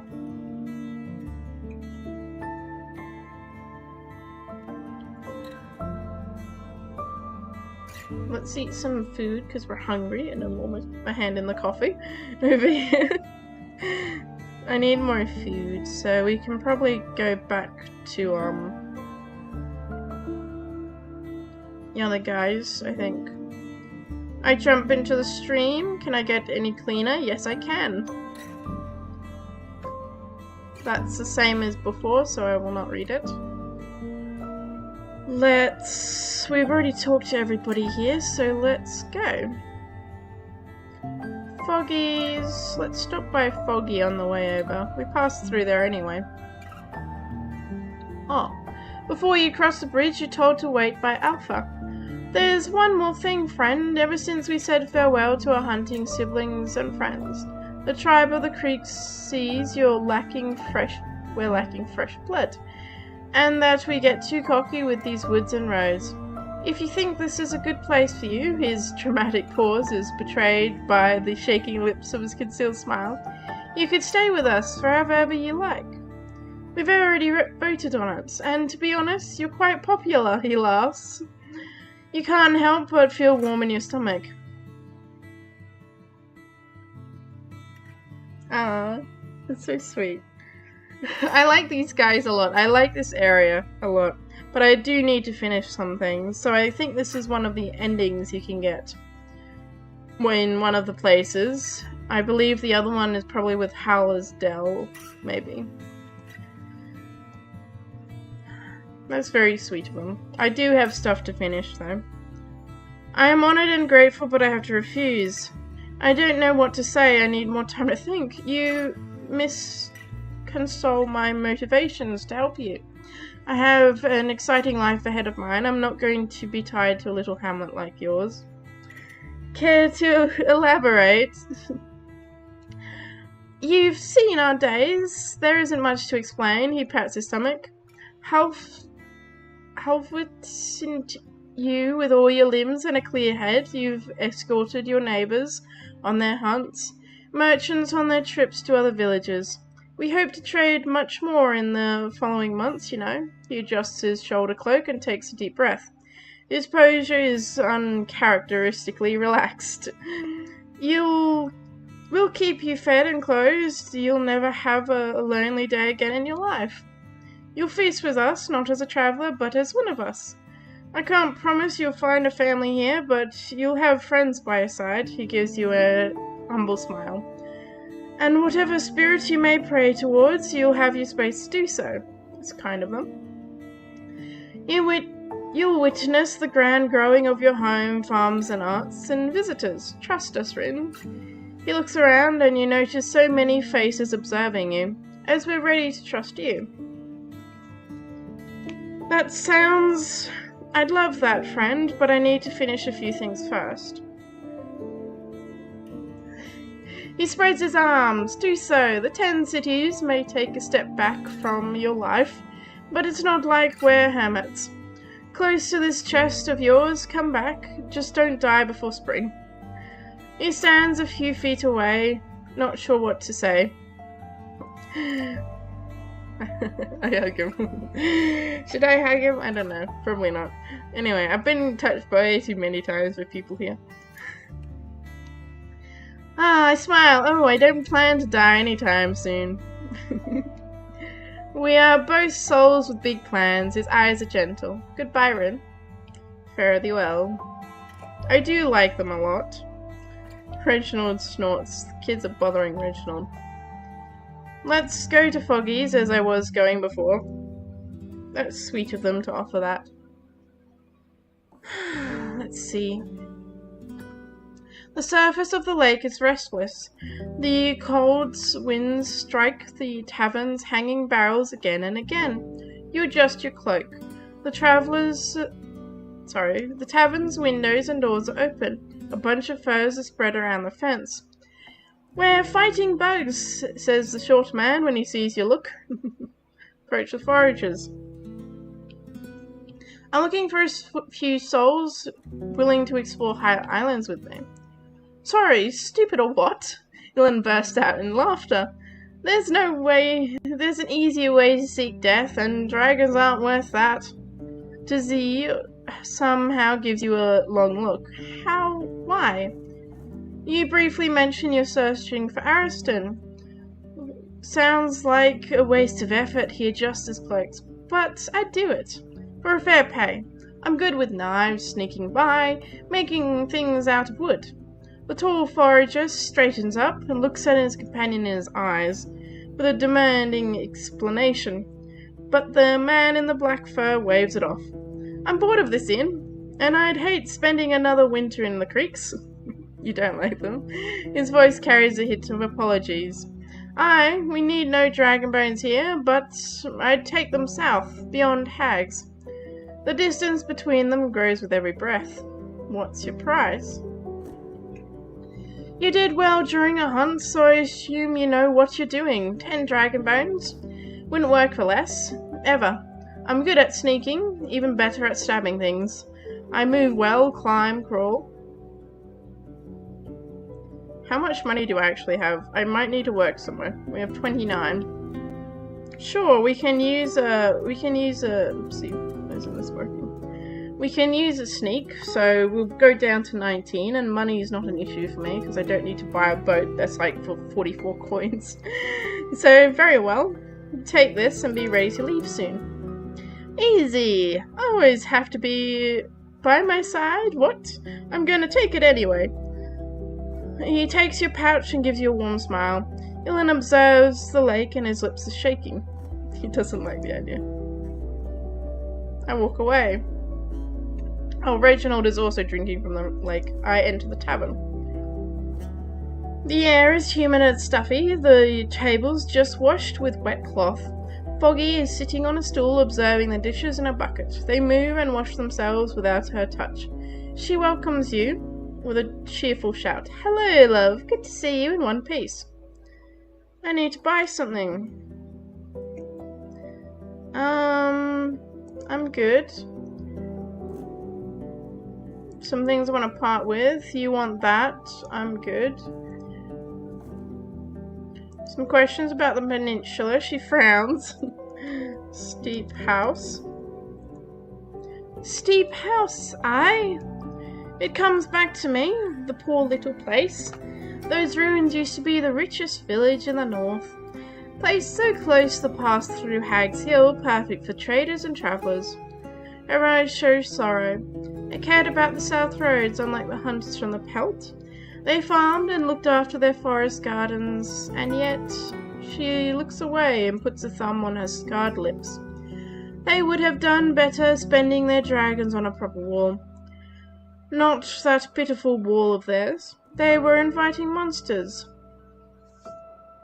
How about high? Oops, that doesn't spell high. High. That doesn't spell island. High island. She leans forward, but her voice seems to be incapable of a whisper. You don't plan to swim there, do you? You won't get without a boat. There's a boat. And with a boat, it's still a dice roll. There's always a drunk or two in rocks and howlers who says they've been there, but it's all rubbish. They hardly touch the island walls. You try to pressure a bit, but don't land much. She claims that it's high above the sea on the top of the wall like steep cliffs. A rope may not be enough for one to get to the top. From time to time, a pillar of smoke flies out of the volcano. In the center of the island, the whole place is green, with animals as great as dragons. Could it store treasures like the city folk says?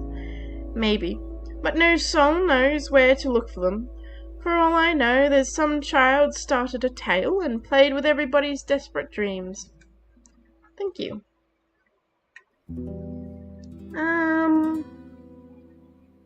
It's time for me to go. Let's travel again. It is midday. We won't be checking that. How many hours until dusk? 6 hours. So we can get there in 4. Let's go back down, I guess. I don't need to go to these guys anytime soon until I've been to the island. So we shall go back down. Pelt of the North, this place is called, guys. The guards welcome you with a nod as you ride in. The other hunters are by the well, arguing with each other. At this hour, the armorer's workshop is closed. I get off my horse and enter the inn. I join her. She smiles politely. Hello again.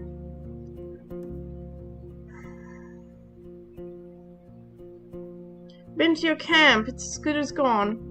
You explain that the broken entrance is in worse shape then she remembers that scavengers have gone and have a feast for a few days, if not more. She rubs the top of her head with her entire palm, glancing at 2 hunters that just entered the room. Not my problem, she says to herself, but then meets your eyes and lets out a sorrowful chuckle. Quite a monster we knocked down, wasn't it? Did you manage to burn the other soldiers? The sorrow in her eyes makes her head shake from remorse. I found this wax tablet. Do you recognize it? She opens it and takes a quick glance. Well, it's from Halavan. Astrid and my lieutenant were the only people I've seen with green tablets like this one. Locals don't write on them. She gives it back. I can't read it. Better look for a priest of right. Good call. Yes?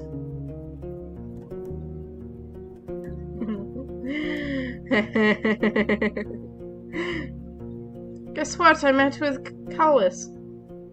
You mentioned the tavern in Foggy's care. Talia sighs with a relief and rests her hand on his eyes. Alive. That's good to hear. Deserter or not, how's he going?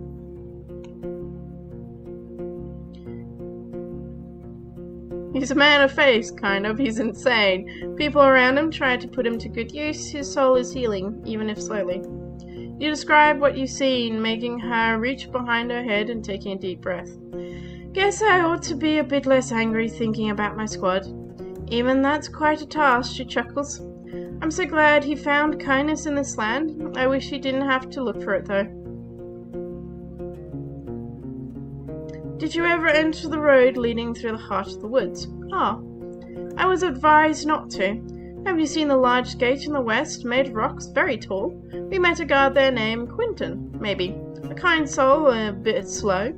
He's always begged us not to enter the woods, so we took the long route. I see. Shoot.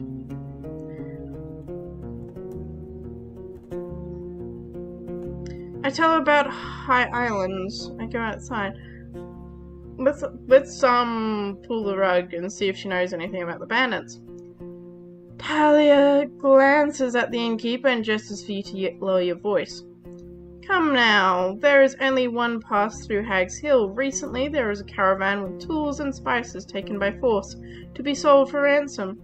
Someone told them to turn east, right into the bandits' trap. You want me to believe you bear no responsibility and saw nothing? It's not that simple, she draws out her words. I wasn't looking for dragon bones nor mead without the bandits, my squad. She looks around as if to find her subordinates. They're all dead, unfortunately. Would never have been able to keep the valley passable.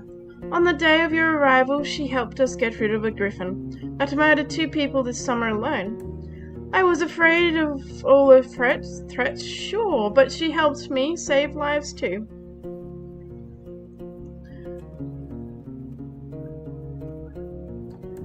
I met her eyes. You are not some that just happened to help.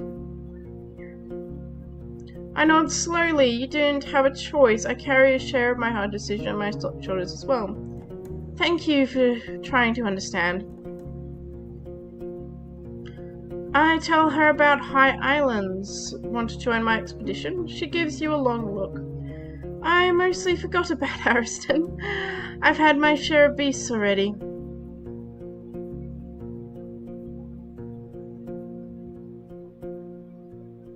You're missing out on a real adventure. We might find treasure or missing ancient ruins.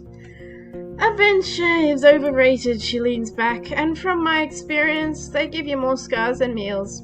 After a long pause, I can't do it. Are you really this sick of the roads? I don't plan to give you a palace made of dragon bones, you know. If that's fair enough. About your squad's mission. I can't really tell you, it's just it would be nice as an outpost. Okay. Do you still have my reward or is it back at camp? After a brief scowl, she looks down and shakes her head.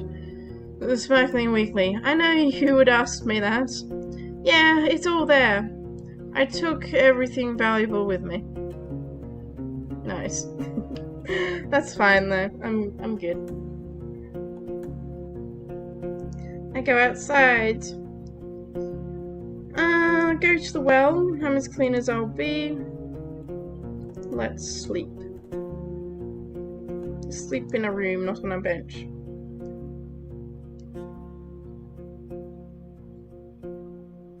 This room is quite small and far away from unwanted eyes. You take a clean bath, rest on a soft mattress, and look through the window, enjoying the moments of safety. In the morning, you find a stool with a large wooden plate, bearing an aerobic breakfast, a raw cabbage head, nice, smoked quill wing, and a cup of yogurt. Downstairs, the innkeeper is putting firewood into the stove. He asks you if you need anything. That's all I need. I go outside.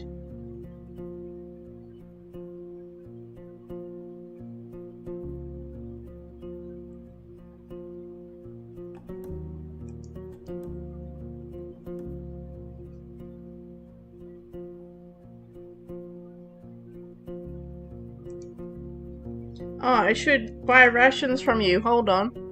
I need to buy rations. Let me buy your rations. Show me your wares. I need food. Thank you.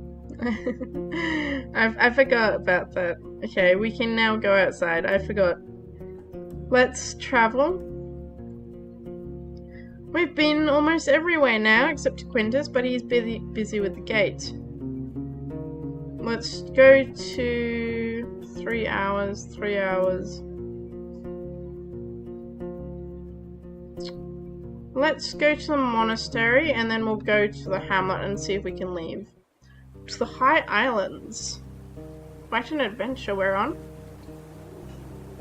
The river is attacking the brooks fiercely, filling the valley with more roars. You spot more than a dozen hooded figures absorbed in their work in the fields amongst the fruit trees.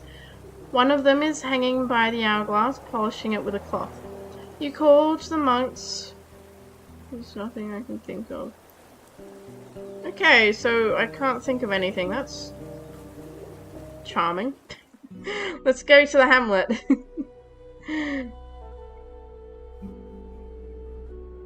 Let's save. Channel. Do a hard save on this one. Yes. And let's return. It's time for me to leave.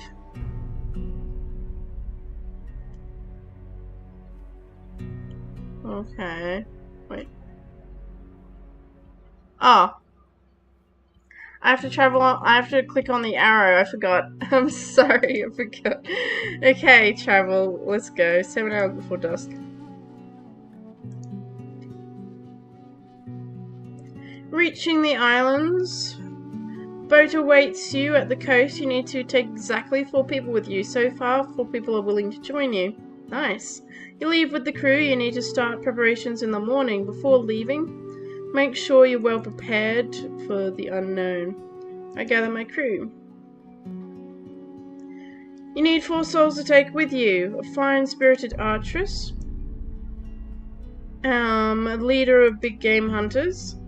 The most careful trapper, and the cutthroat, the hired cutthroat.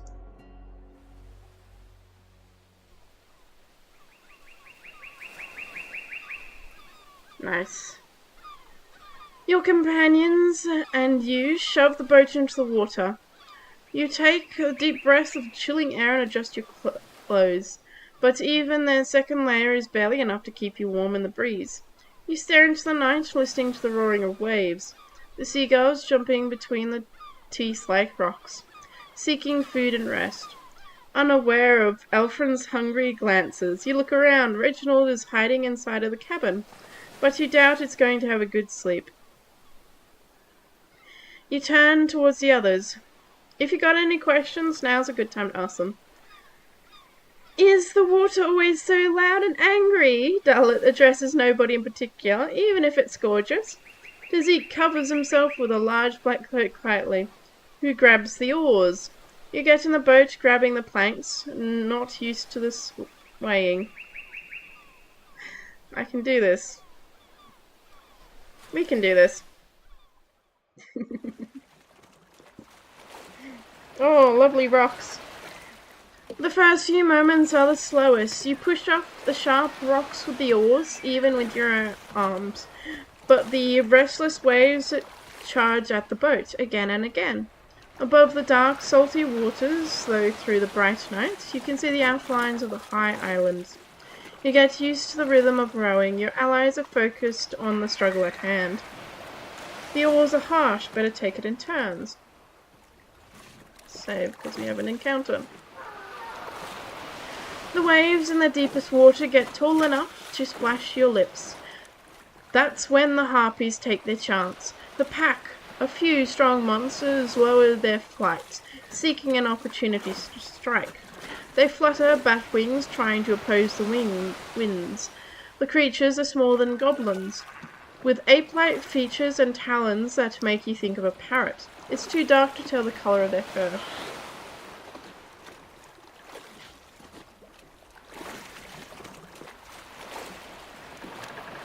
If you can, shoot them.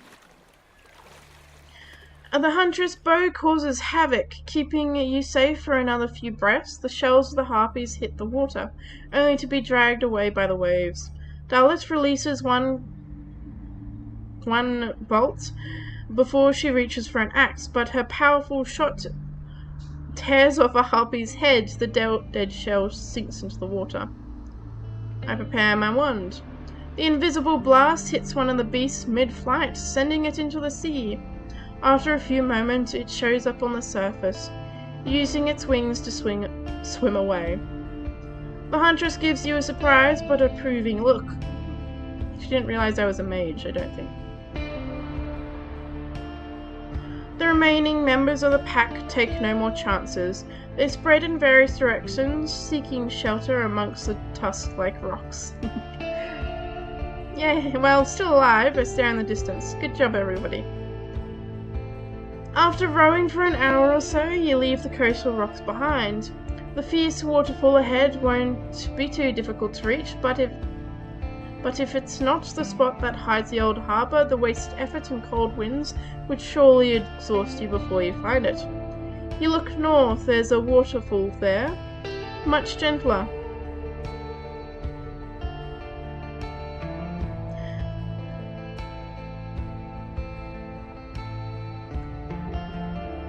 Tzaziq's voice is grim. Well?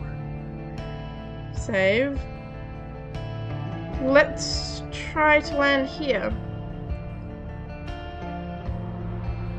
A few moments go by, the roaring of the water devours all sound. You spend time trying to stop the boat somewhere to look up, but there's to no avail.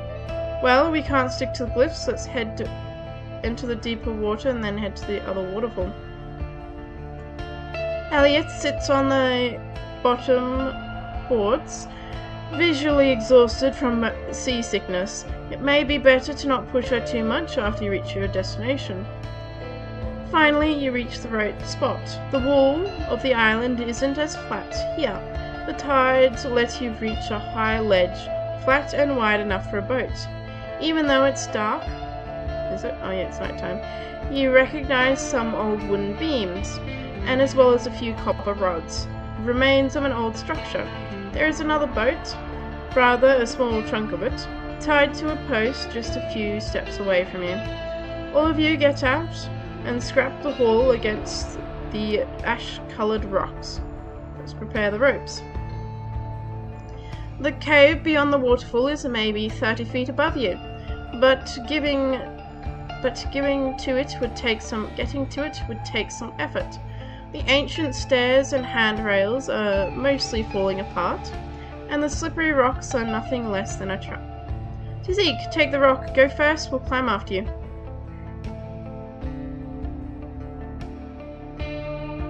Let's use the bone hook, it'd make it much easier.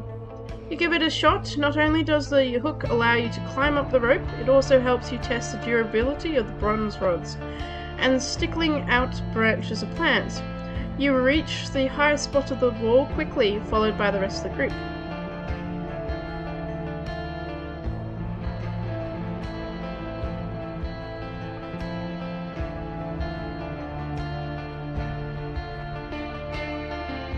Let's Tzaziq go. Take the rope, go up. We'll climb after you. Let's help each other. Having somebody always waiting in the back to help the others climb up may slow you down, but your progress is good, and you have enough time to secure a safe way back. Tzaziq, take the rope, go up first, and we'll climb after you. He snorts, but rolls back his cloak and easily jumps between the shells. He attaches the rope to one of the rods that sticks out of the wall, allowing you to follow him. Finally, you pull yourself up into the dark mouth of the cave, the remains of the original stream. I light up a torch and examine the area. The stream roaring above you, you light a torch. Don't I have the lantern? Why don't I light the lantern? I should light the lantern that I have. This makes no sense. Welcome back, Wade.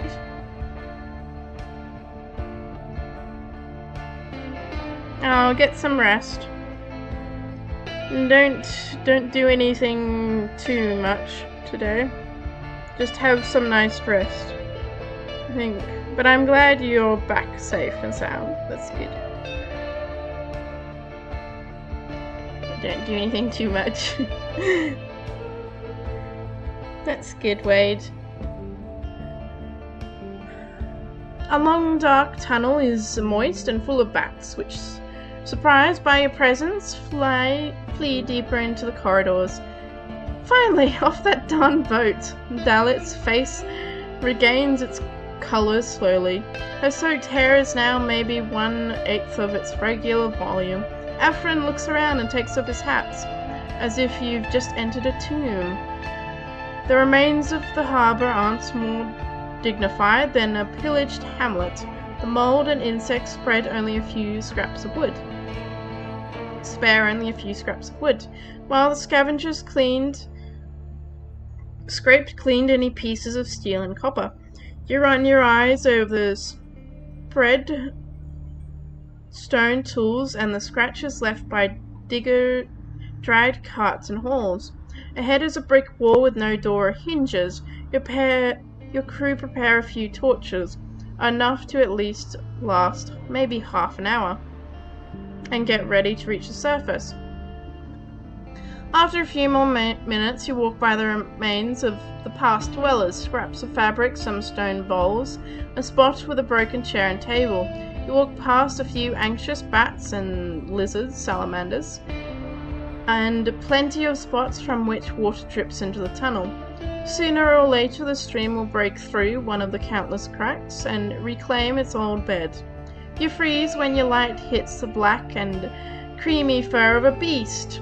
Not sure if you should run, you give the monster a chance to turn its bouldery head.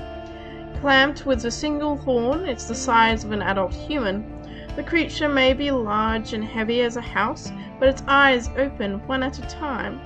Slowly, as if they haven't decided if you're really there. I turn left and right. The creature almost filled up the width of the tunnel. Your crew looks paralyzed. With wide eyes, you lower your voices and whisper.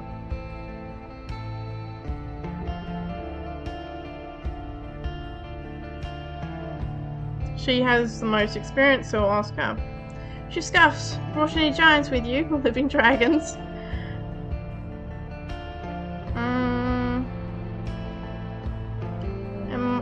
What am I, a hunter? Okay. He takes off his hands of his lips. Stay calm. Her lips barely move. Do not touch it. I sigh. I'll handle it. They're all scared. Oh. It blinks, observing your torch.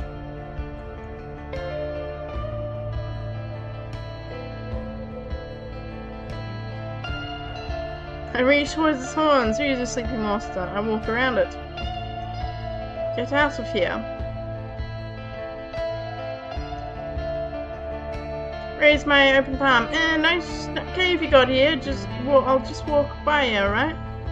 Friendly, I reach towards its horn. Who's a sleeping nightmare monster? Before you touch it, nice, I got hit. It shakes its head angrily, hitting you with its horn. You smash into the walls and fall to the ground, waiting for your doom to crush you. But the beast turns on its side and curls its legs under its stomach, returning to its slumber. Somebody helps you get up, and you move the torch away from the beast's eye.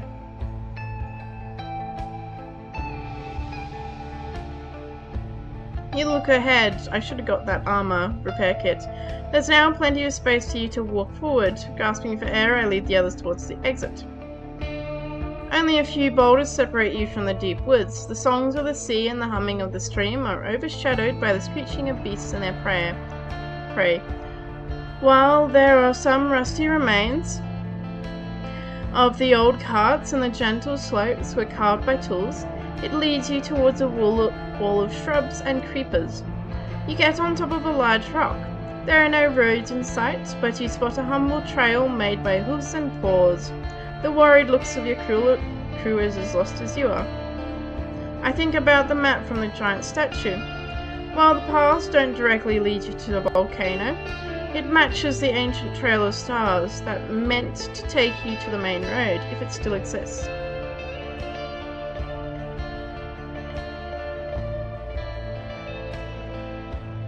I follow the game trail. It might be narrow, but it proves to be firm and straight. The plants that surround it grow with the remains of the old road, hardened with rocks. An owl gives your group a curious glance from the branches above your head. After a few moments, you reach what seems to be a proper trail, beaten wider than a wagon, leading both towards the volcano and away from it. Amongst the thicket, you spot the remains of a stone wall, long since collapsed. For now, we'll stick to this route. The furthest trail is canopied by hanging trees, blocking the moonlight. You hear panicked hooves flapping wings, but you hardly see anything. Brought any light? I got a lantern.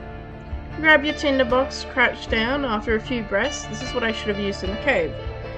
You shove the lit candle into the frame.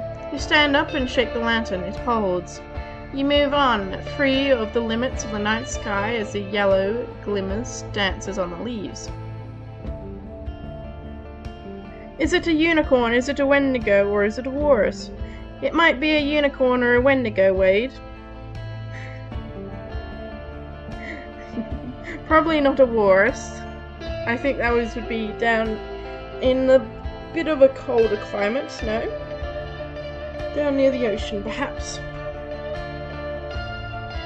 Might be a wendigo though, or a unicorn. It's probably a unicorn. I pay attention to the sounds. The familiar yells of howlers fill up the path ahead. The monkeys are moving amongst the tree crowns, barely visible, and the long year around the greater pain thrubs against your skull. Their territory is vast. They don't need to attack you to wound you. I plug my ears, do the same. You throw them a candle, it takes them a few moments to shove some wax into their ears.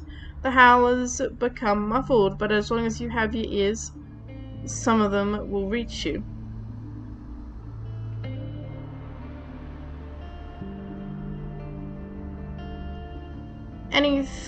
What do you want to do? She loads a crossbow. If you can, shoot them. The huntress is fast, just barely scratches one of the jumping monkeys, though it's enough to throw it into a panic. The owlet lands a precise shot into the beast's head, bursting it open and splattering its contents. You look around as the number of monkeys dwindle. Their noises don't bother you as much. You take a few steps down the road and the remains of the pack move back, letting you through. It's time to run it. The relief is short-lived. The pool ahead is swarmed with buzzing insects, and judging by the rocks of the dragling you see on the bank, they're as hungry as they are numerous. The only road ahead leads through them. You lack the strength to walk around their feeding ground. We need to go through the woods for a bit, save the supplies that we have. The light you carry is not of great help here, but it helps you scare away a few curious cats. At one point, Zazik almost falls to a dodge of a falling branch. He leaps away, but stumbles down the hill, struggling to keep up with you, even after reaching another part of the road. You reach a humble valley. The trees here are sparse. The streams, while gentle, have completely distorted the path. At least the moonlight can guide you. The black lizards, covered with yellow spots, are numerous to count, lying just a few steps away from each other. From the grasses to the benches, most of them are asleep, but a few of them, the closer ones, give you curious looks, sticking out and hiding their forked tongues rapidly. The beasts aren't massive, maybe 2 steps longer. You look to the side, the hills are impassable. I examine the surroundings. You vaguely recognize the shape of fruit trees and shrubs, but no animals seem to browse on them. You crouch down, the road is marked with fresh paws left by various creatures.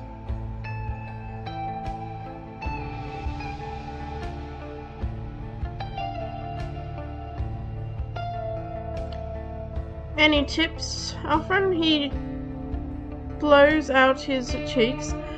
The one you and I saw was a hunter. Maybe these are less aggressive. Thoughts. What do you want to do? She looks around with care, then speaks thoughtfully. Animals use this path all the time, so I doubt these salmons are dangerous. They mostly eat fruit, not meat. Okay. Let's not draw their attention. We got to move by them slowly. Your steps are greeted with hisses, but the beasts remain in their spots, not bothered as you walk around them or move out of your way. Crossing the stream, a few of them don't even wake up. The valley once again turns into a lush forest. The path here is even more narrow than it was before. You glance at the volcano. We're halfway there. The path ahead is overtaken by the thicket, but the fatigue is catching up with you. The remains of a hamlet has no dwellers other than rats and snakes. We should rest here, you say to your companions. You find a flat rock, cover it with your cloak. Let yourselves sit idly for a bit before you open your bags. You may not find another time to have a few bites of food. ゚Secret makes an annoying scuff, keeps wandering about, examining the shrubs and bushes. The huntress sits by the ruined tower by herself, wiping her forehead with a cloth, and takes off her boots.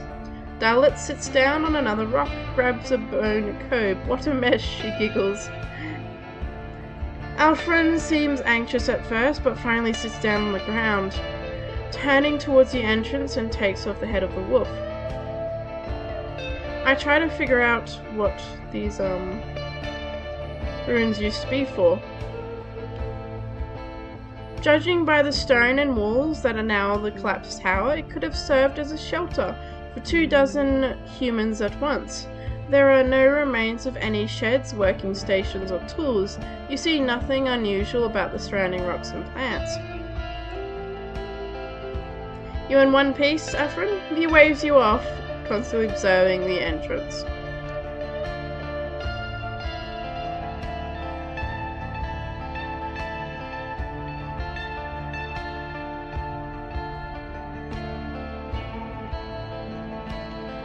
Let's see how you're doing, ゚Secret. Very green, this forest. He sounds as if he's talking to himself, but then brings you a few wild fruit. Here, I found more than I can eat. I look at the huntress. She returns your glance and gives you a kind smile. She's ready for the next challenge. See about you, ゚Dalit. Her new ponytail reveals her small ears. I wish I had some water-resistant food with me. I got soaked on that boat too.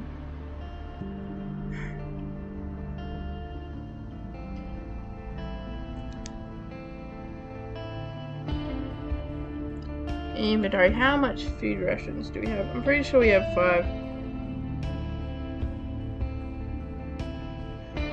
I wish I had some water-resistant food with me. Let's give you some food.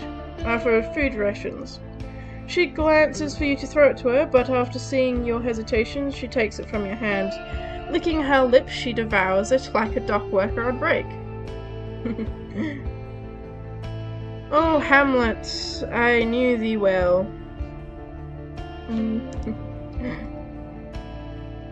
I lean my back and limbs and rest for a bit, then prepare my tools to cut through the branches. It's time to carry on. Let's do a quick save. You climb to the top of the walls and get a look ahead. The trail must have overgrown only recently. The thorny branches won't be crossed easily. Reaching the beaten track that leads to the proper woods would take some effort. Let's divide the lead between us all. That way we'll let our arms rest. While not every soul in the crew is of great strength, you make slow progress. Let's ask Alfred. He reaches for a pricklet. Well, I assume we can't go back. What about you, Dalit? By a sickle sword, I guess. She lets out a weak giggle. What about you, Zeke? You were here before. I can't fly. That's all good.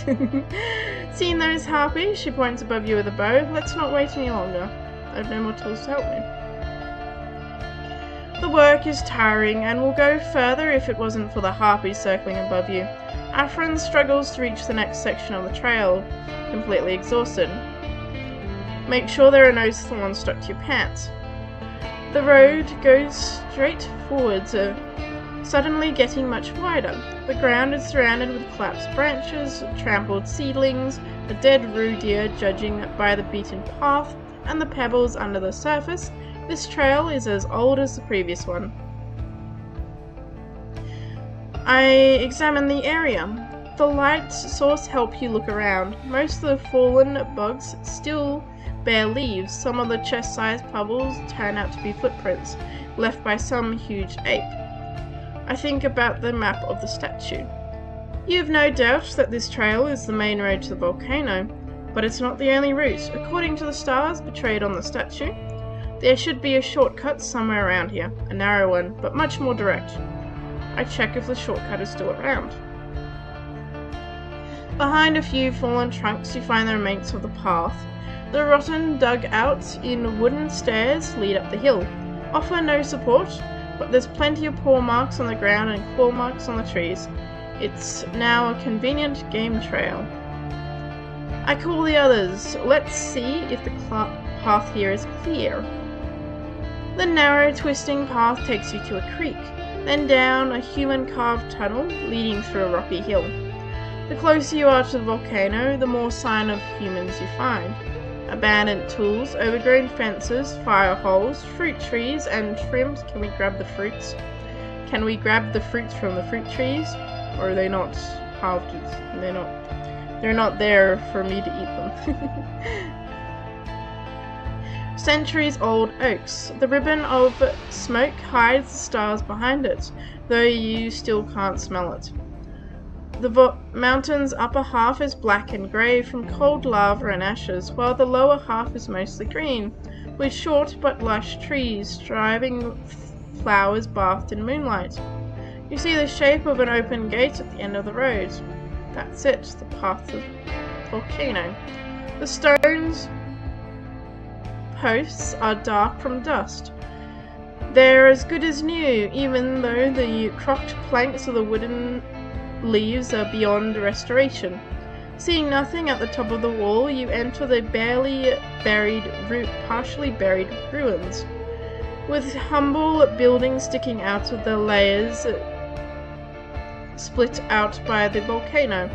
It takes only a few breaths before the first enemy jumps on the roof of the ruined hut. Your crew prepares their weapons. It's a head shorter than you and walks on its hind legs, but has the head of a raccoon. Though its ears are not too small, the fangs too long. The eyes resemble those of an ape. Despite its human posture, it leans slightly forward, with arms curled up. It has no tail and keeps sniffing, as it barely sees you. Next is the boar-heading beast, with two sets of remarkable tusks and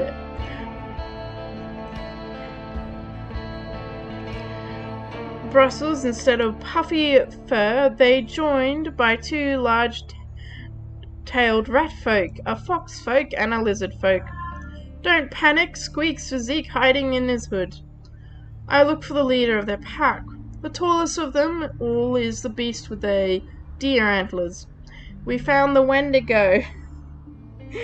Wait, there's a Wendigo. It's standing on its hind legs and it has deer antlers. I think we have a Wendigo.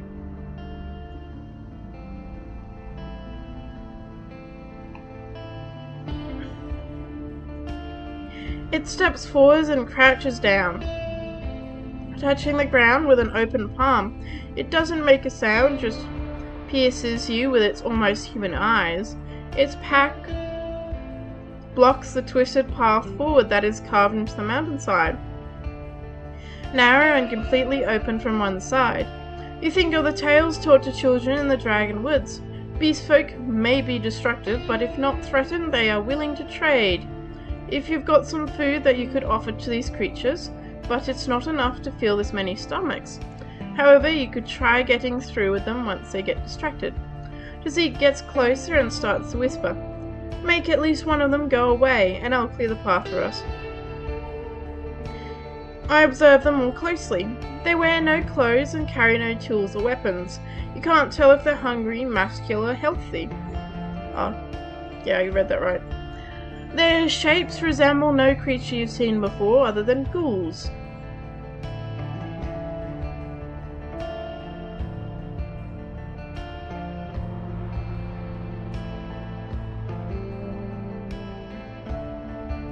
I give them a food ration. They wait for more. Do I have to give you all my food rations? I give you some wild berries. Do you want those? I give them a bunch of wild berries. They wait for more. Here we go again. I should have brought my food rations with me.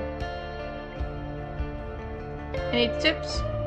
There's no beast folk in our woods. They're even animals. I give them a food ration. Here we go. The deer steps closer, eagerly picking up your offerings with its hands, then turns around as if you're not a threat. Then it sits down at the stronghold of one of the ruined buildings and starts to chew on your gifts. Look at ゚Secret, make sure he's ready, and we go through by force. Woohoo! I mean, oh no! Don't worry, we distracted it with food.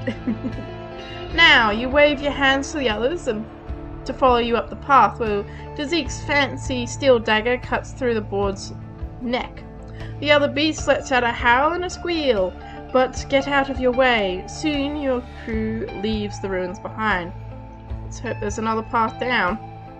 The howling wind pushes your crew into the short path between the tufts of grass and sparse yellow flowers.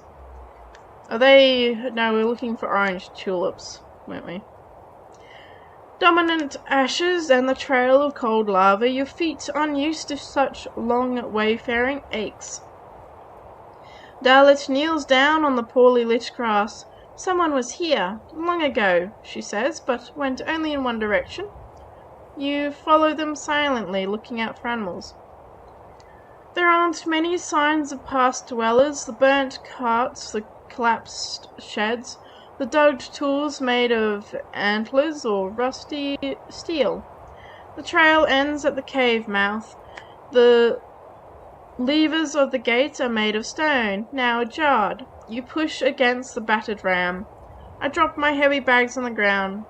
Be ready for a fight in the narrow corridors. The lights you carry guides your group through the complete darkness.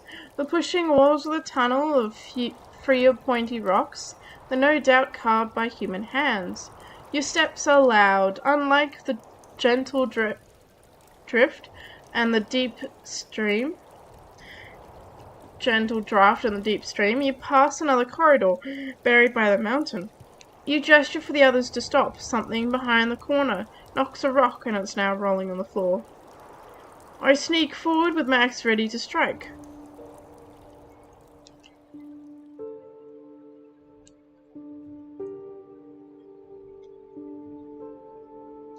Holding the light in front of you, you reach the next chamber, where you're greeted by a ghastly human screech of a human-like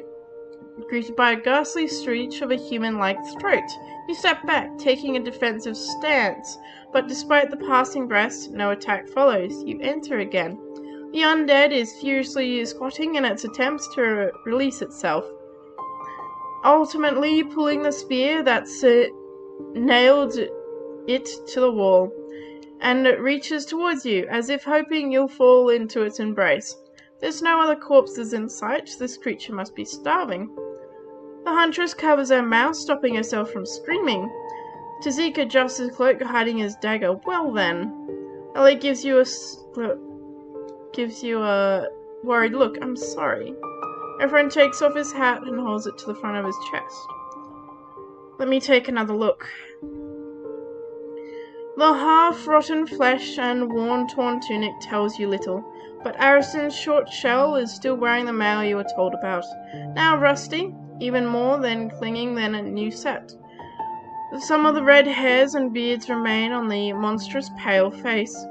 Oh yeah, he was a redhead. I don't know why that's important to say. Pale face, but most of their strands are now all over the floor. The knees of the creature are shattered. Next to them rests a large rock. Oh. So he was hit by a cave-in. A monster catch him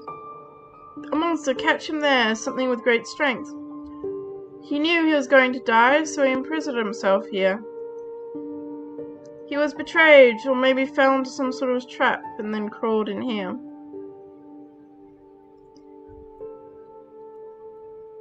I don't know. A monster, he's not a monster, that's Ariston. We already confirmed that. He knew he was going to die, so he imprisoned himself here. He crushed his own legs. Okay. That would have been fun. He was betrayed, or maybe fell into some sort of trap, then crawled in here. You step close, the undead does its best to throw itself at you, but it's not strong enough.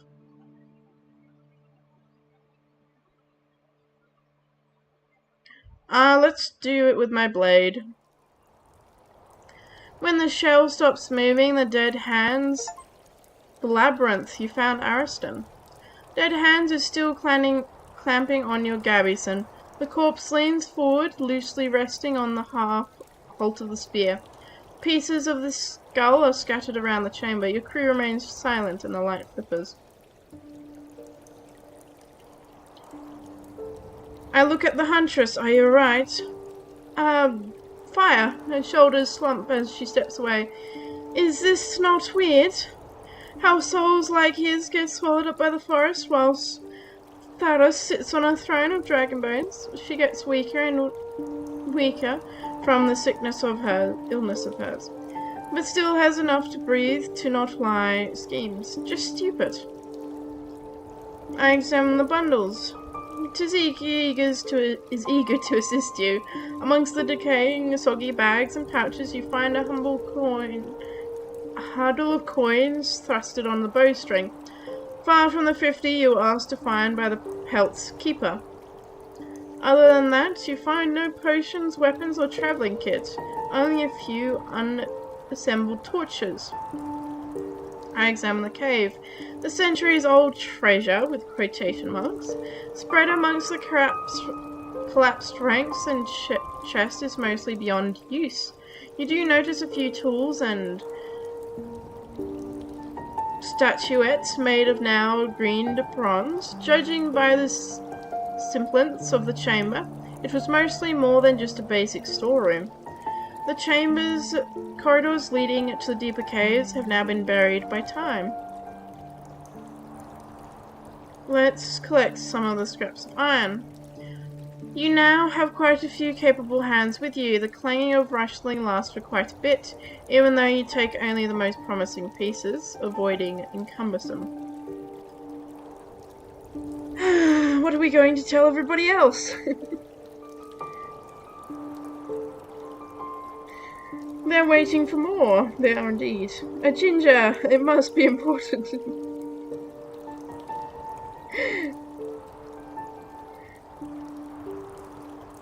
Thank you for the like, by the way, Wade. And Ruby.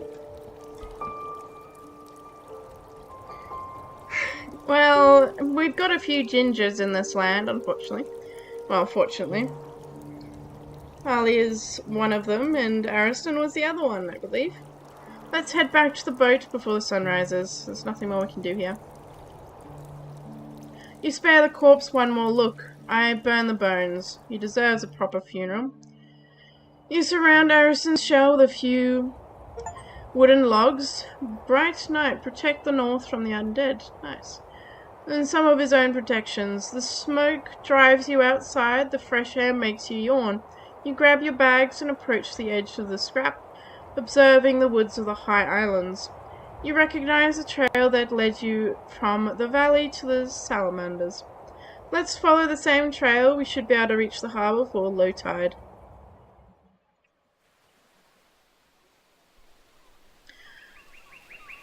You help your group tie the boat, and the huntress worried about Reginald is the first one to enter the hamlet. The others start to plan their return home. Dalit makes make sure her crossbow doesn't suffer from the salt water. She's seasick again and doesn't say much, but her giggling remains as honest as ever. Afrin has a wide smile and keeps his voice raised. I knew I'd be alright, he announced as he pounds his chest. ゚Secret holds his back-soaked cloak in his hands. He says he can't wait to put your coin to use and leave the peninsula for good. I rub my eyes and follow the huntress. I better get ready. You scratch Reginald's neck, take off your bundles and splash your face with cold water.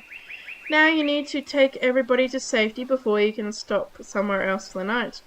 At the end of... You're going to end the day at Foggy's Lake. Unfortunately, you don't like gingers. Is that it? Wait. You hear a commotion coming from the lake, the drawing of your eyes, the air bubbles and water ripples. After a couple of moments, the scraps of the lake turn red. The foragers are inspecting the boat, talking about their recent fishing trip.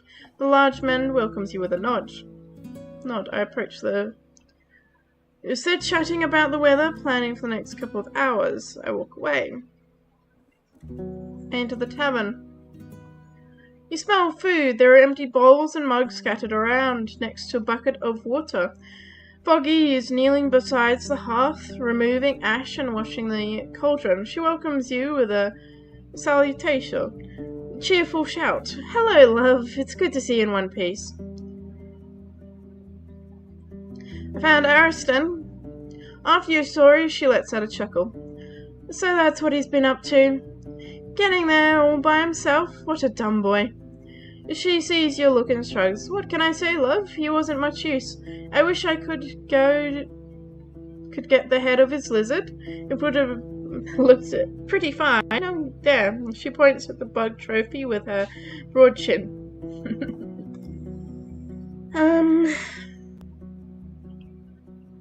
You want that. You don't want the scraps. You've already cleaned out for the day, so I might as well eat my own food.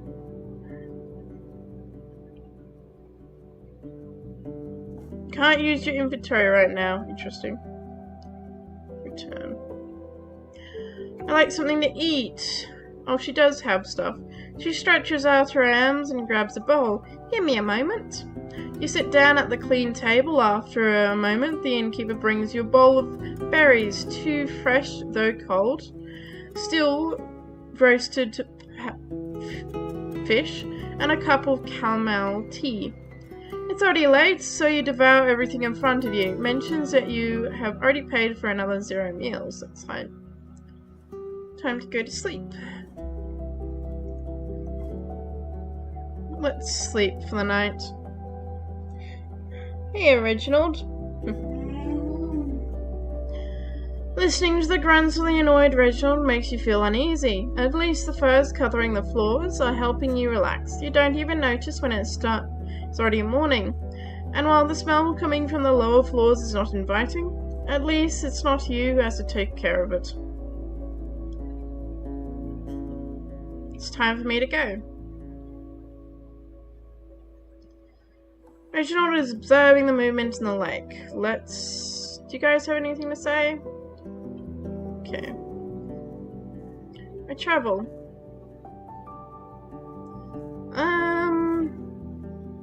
Don't have anything here to do.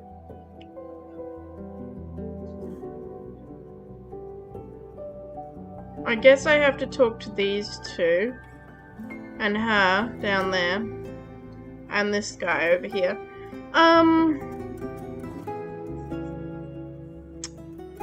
Let's go here. We still have white marshes to take care of, mind you. A small Group of brooks notice your arrival. The large one sounds a bark like warning. At once, all of them hurry away, heading west. There are many edible plants in sight, and they aren't ready for picking yet. Good. Let's keep going down to the monastery.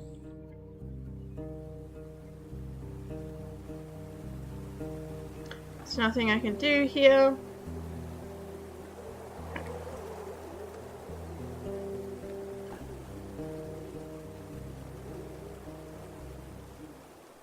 Let's go to Howler's Dell. You ride through the open gate, then dismount swiftly. Some of the locals greet you politely, but they keep their distance. After you notice your own smell and dirt on your clothes, you no longer wonder why. I'm broke. I'm gonna lie that I'm broke. And get away with free stuff. Let's go to the washerwoman. Oh, new entry, matchmaking. Before you reach the gates, you find 3 washerwomen who are walking down the path, chatting loudly. The wet hair on their arms and shiny legs contrast the mud on their feet. Some of them wearing soaked skirts, all of their heads wrapped in handkerchiefs. You know from the city how hard and sometimes dangerous their job can get. You glance around their laundry bats, baskets filled with clothes, and buckets of other stuff. Urine. Once they notice you, one of them puts her things next to the fence and tells the others to go ahead without her. Your companions giggle, but the loyalty leaves the 2 of you alone. I was hoping to speak with a vague traveller. She starts and looks away. Whenever she speaks, she's both direct and distant. Struggling to explain her plans, after a brief conversation, you try to sum it up. So, you seek a man who would agree to take part in a marriage ritual of your druids. She nods, energetically, but then freezes. She's tanned from work, but her face is young and smooth. Since her hair is hidden, her bright hazel eyes keep drawing your attention. Not just any man, she interrupts you angrily. Someone who would stay in the sun and works hard. For us and our kids. You ask her if she has any children already.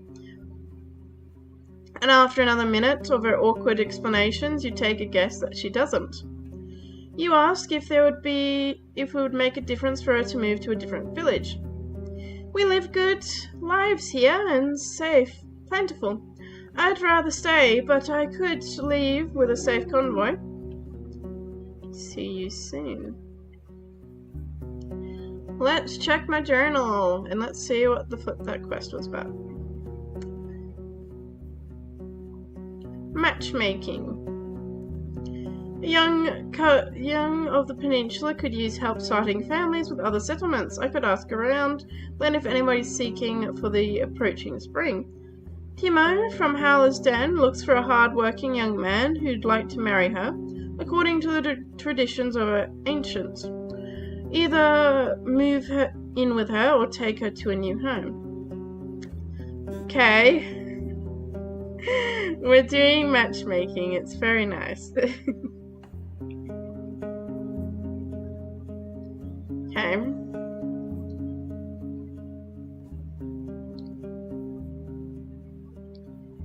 Let's go to the druid.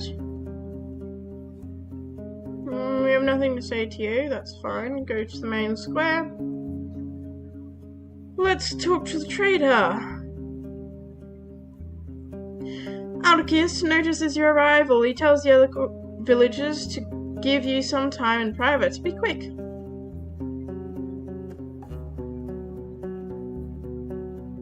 How about some useful herbs or ointments? You do have druids around here. Will not happen. Spare supplies. He puts his fingers on his lips, giving it a slight bite. The druids are better at casting spells than making balms.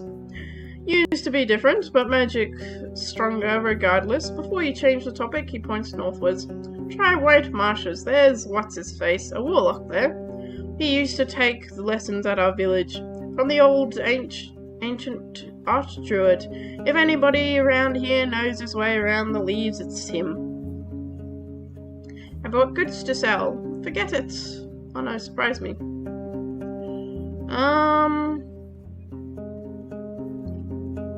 Iron scraps. Ooh, 6 rings. We could always use some iron, but these scraps are one away from getting trashed.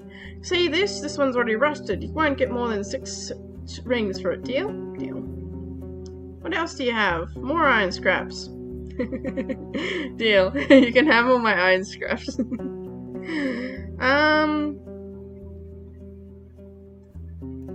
What did they say? I want to see if they would like the set of antlers.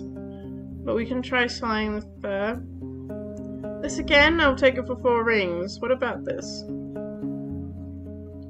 Give you a single ring for it.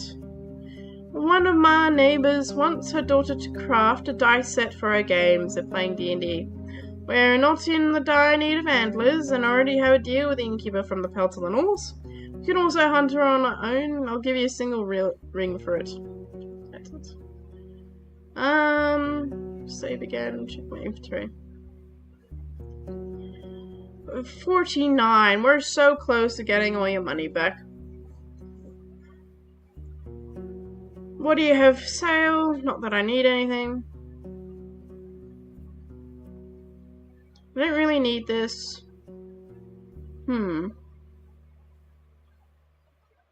I could do some work. I have some more days to do work before I decide what I'm gonna do with myself.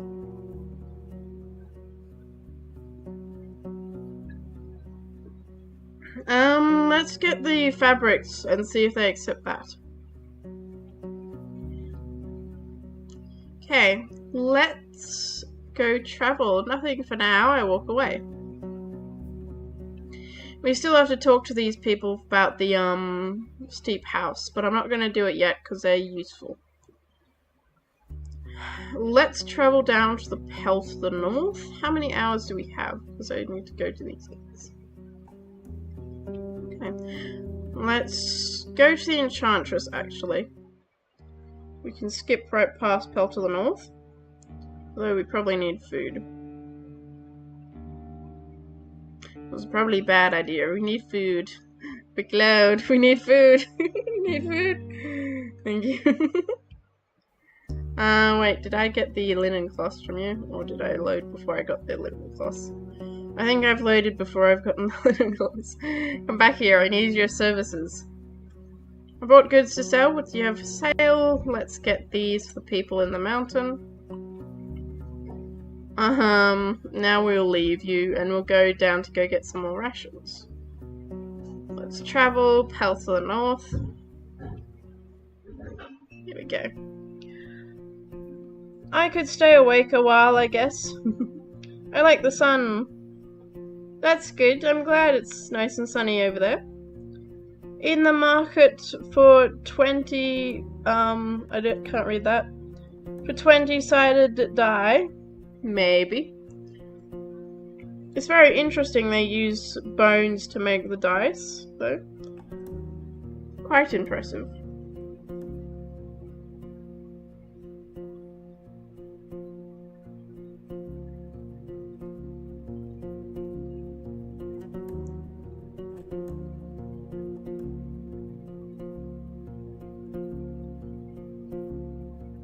Sorry, I was checking something. Okay.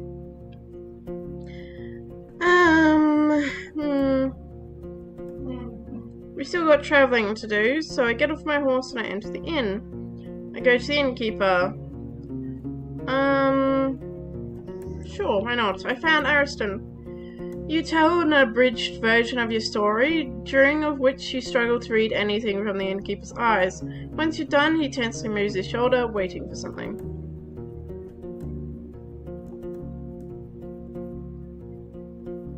And here are the dragon bones. Oh right, he wants the dragon bones. I'm afraid it's not even close to 50. Well, I can be broke, it's fine. How much money do I have for you? So I did buy stuff, it was like 36. 38, it's fine. Let's be broke for him and give him something. Oh, I give him the 20, okay. He taps his fingers on the counter and takes a deep breath. Could be worse. Keep 5 of them. He looks down. Maybe an ape on his head. Something like I could been conned. The darkness of the rooms gives his eyes a sad look. You didn't know him. What do you think? Was he a crook? Can't be sure. I may still find a pouch of his somewhere. I don't think he'd try to steal from you. Even if he did, he would have had a good reason for it. He pauses his lips. Maybe. The only thing as much trust as I'm willing to give him. I'm going to keep my hopes low. He looks down. I'm glad you're trustworthy. Going to an island like that is not easy a feat. The peninsula needs people like you. There's too many things happening away from everybody's eyes. You have any leftovers, by the way? I'm starving. Thanks. You're lucky. I was planning to give it to the boar. He goes to the stove in a couple of minutes, prepares you a meal. Here. You see the boar's offals, a couple of carrots, a freshly cold cup of water. While you're eating, he asks if you need anything else. I take another look around the main hall. The windows are open and there's still a few guards eating and drinking. The hall is clean. The innkeeper is sitting behind the counter cutting vegetables. Talia exchanged a few words with one of the hunters. Her voice carries sadness, but she's sitting upright. Let me ask about old Halvin. You know what? I'm ready to speak with you about the old Halvin again. Nice. Tell me about old Halvin. He tells everybody inside the room to leave for a few moments. Oops, we're kicking them out. Then he leans closer to you, almost whispering. He smells of hops and soils. Her previous name was Ethra. Ethra the highwaywoman. He makes sure you're listening. She went to the creeks as a settler, but after a few years, the first group of adventurers came to her head. Then after another one, and then one more. It was long before my group arrived here, but I've no doubt none at all of them were eaten by trolls and wolves, you see. He looks out the window, still speaking. I've heard from a trusted source that she's not killing people left and right all by herself. Her tribe keeps her safe. They all know. He leans away, waving for the hunters to come back. But those are old tales. She's harmless now. I'd like to look for somebody. Let's ask about Steep House. I don't know about them. Okay. Look around the main hall. Let's talk to Talia. She smiles politely. Hello again. I found Ariston. Talia doesn't interrupt you, nodding, and she keenly listens to your tales about the clues and rumors, the old tribes, and the awoken corpse. She pouts for a bit, looking at the oven. So, what do you make of it? Not the brightest death I could have wished for somebody. He knew the dangers, but took the risk anyway, a fair end of his journey. He bit off more than he could chew, now his kids will face the consequences. Interesting. I don't know what to think. I'd like to know his perspective. He made a mistake, that's all. It's nothing to do with me.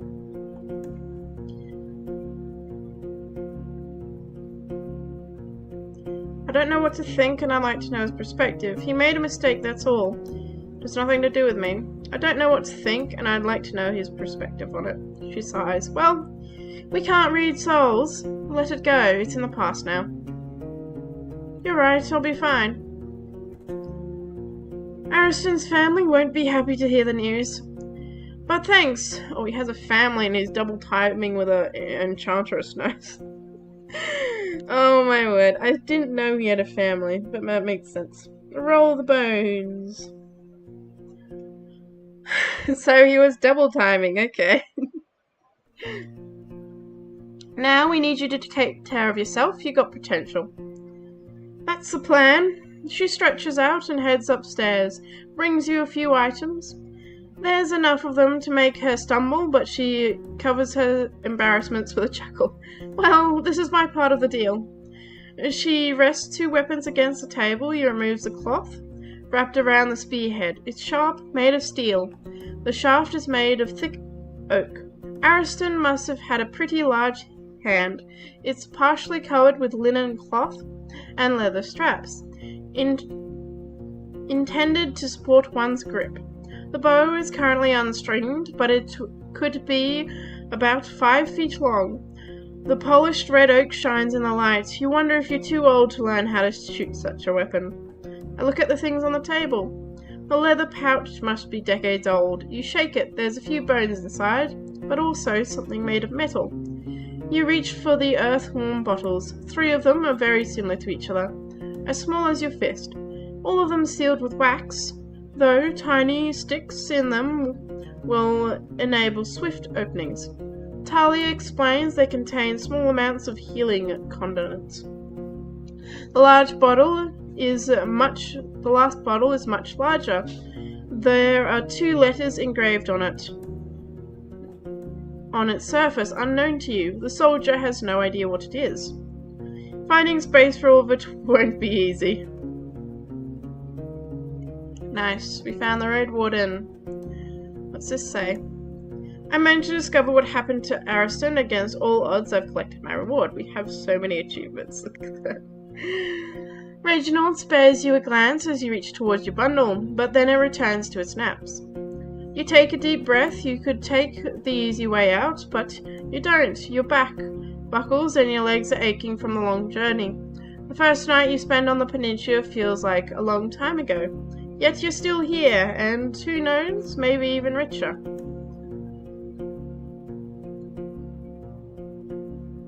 Quick save. How many? 4 hours. Let's go to the well and wash up. I wash my shell. It's good enough. Splashing yourself with cold water from the bucket won't take away your smell, but it's good enough to remove the talon and sweat from your skin or mud from your clothes. Step away. 3 and 45 minutes from dusk. We can reach here, so let's go say hi to the enchantress and let her know. Double timing means something else. When you're playing music and the fields of something. Hold on, I can't read that. And the fields too, I guess. Yeah. You touch the cold shell, the ridden monster's eyes glow red. I go straight to the house. She's sitting on the floor surrounded by empty wooden bowls and stares at the shining dagger that spins in place. I kind of don't want to tell her that Ariston's dead. I don't know. Let's give her the flowers. Even though they're like poisonous and they'll... I don't know. I don't want to offer her work in the city. I don't know what to do with her. She's like sad because I found his cloak and I don't know what to do with her. She's mourning something. She probably knows that he is dead already. I don't want to tell her that. I feel like I don't want to trouble her with it. Which is sad.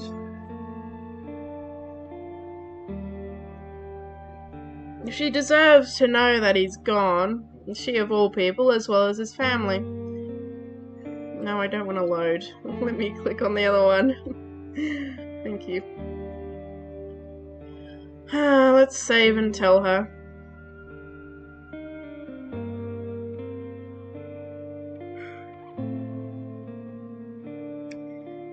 No, I don't want to do this. I don't want to see her reaction. I know what she'll be like when I tell her, but it's also not right to keep the information from her, especially since she knew him so well. I still have to go up to the Green Mountain people and tell them as well. I have to tell everybody the sad news. It's not fair.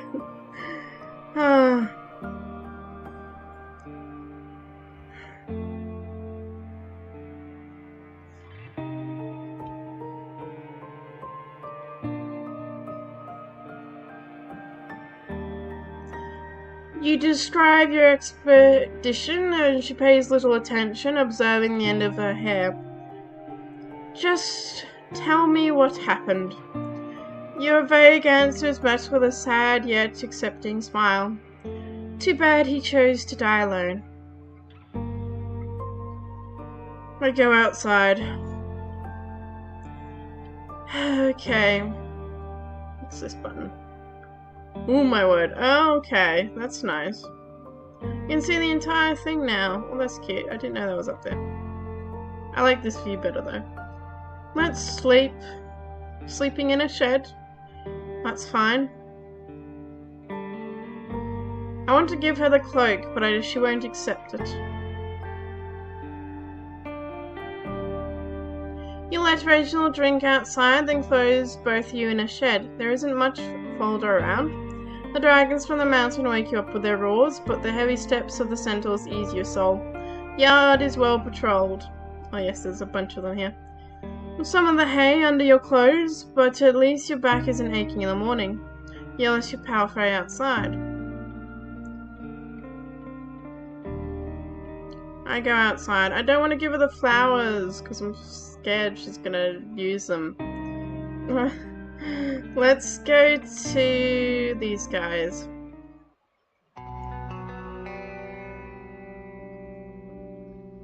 Before you reach the gate of the village, you hear the sound of a horn, a bit different from the one you heard upon your first arrival.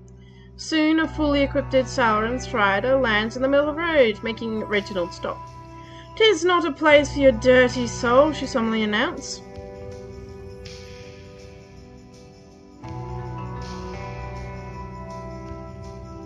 Scolding at you, our friends warned you at you pillage our homelands. After a pause she shouts, "Get out or die." Oh, she doesn't like me here. Is it because of the thingy? Can I drop it? I need to get out of this mountain.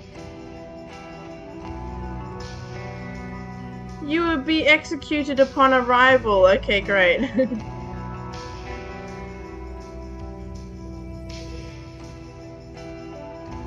They don't like me. I wanted to tell you about Ariston, but okay.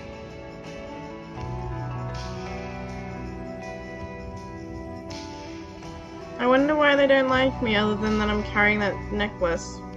I need to find a place to sell the necklace. Well, we've still got a few quests to go, so let's just keep on our way, I guess. 6 hours. Let's go to the creeks. Took us 4 hours to get there. That wasn't so bad.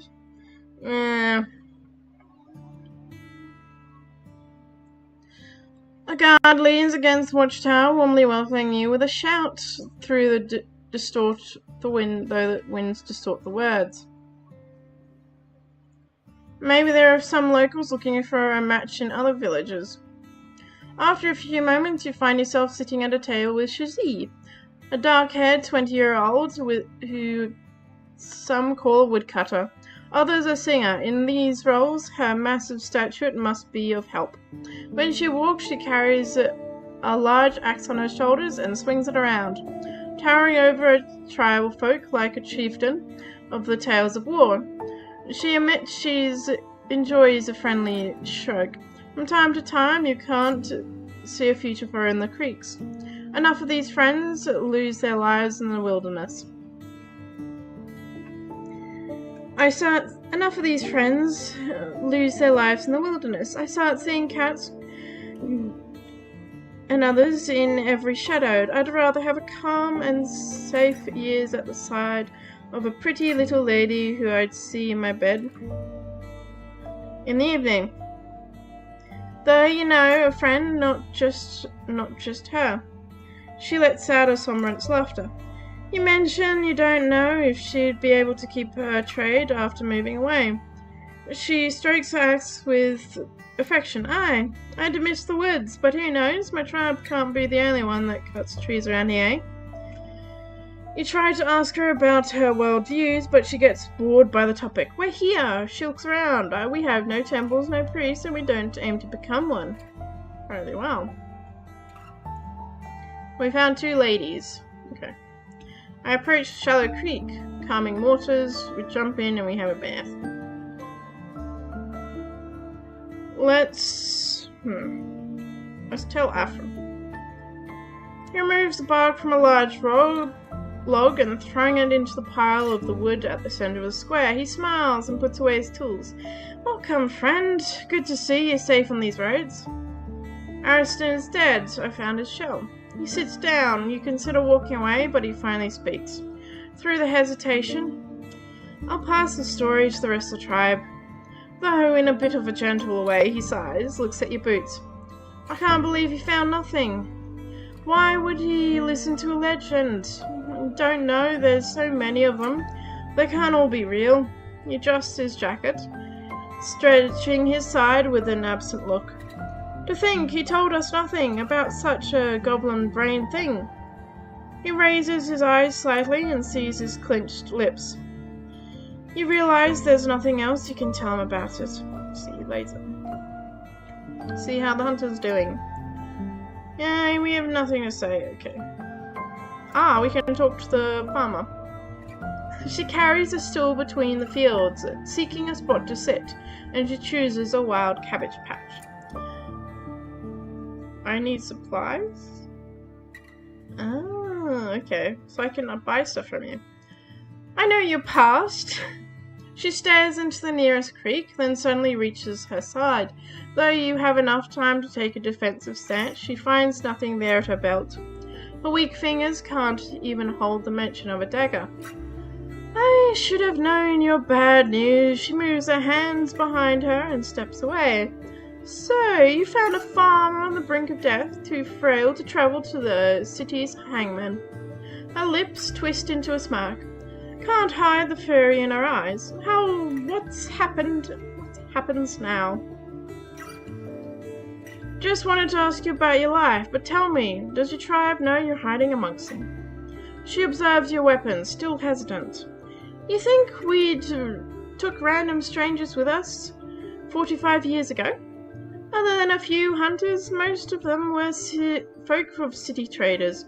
Merchants, bards, a priest, a juggler. Her voice is tense. They were desperate for a soul who knew how to swing a mace or an axe. I saved many lives in the first few years of our new home. Mithrin the Bandit has vanished with the wars. Halva, the Guardian, asks only for silence. She takes a long pause. You realize how heavier her breath is, how her arms are starting to shake. I have tales in me, so many of them, about violence, applicant, betrayal. Not all the stories you need, but a lesson. Take these words with you. She stares into your eyes with the watchfulness of an eagle. A leader fueled by greed and pride on the verge will burn your own soul. They will die in misery, but if their efforts outlive them, their heirs must be even more ruthless, proving to their last breath that they deserve to lead, or they may be weak, loved by their underlings, but that's even a harsher fate to face, as they won't stop the rage of those who have already been harmed. Once the punishment comes, she raises her weak arms and makes a gesture of a breaking twig, or maybe a chicken's neck. Fairly well.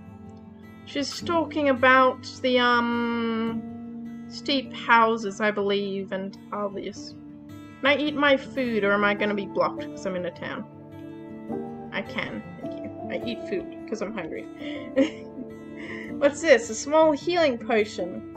A set of earth-worn bottles that contain a small amount of magical elements. We've got a bow.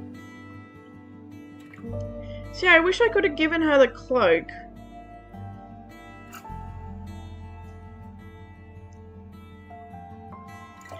You toss up the linen pouch and hear something not only some dragon bones, but also a sound of bones hitting on a piece of metal in the pouch. Turns out the large piece of metal was an iron key. There's no explanation of its purpose aside from you found 6 dragon bones. Interesting.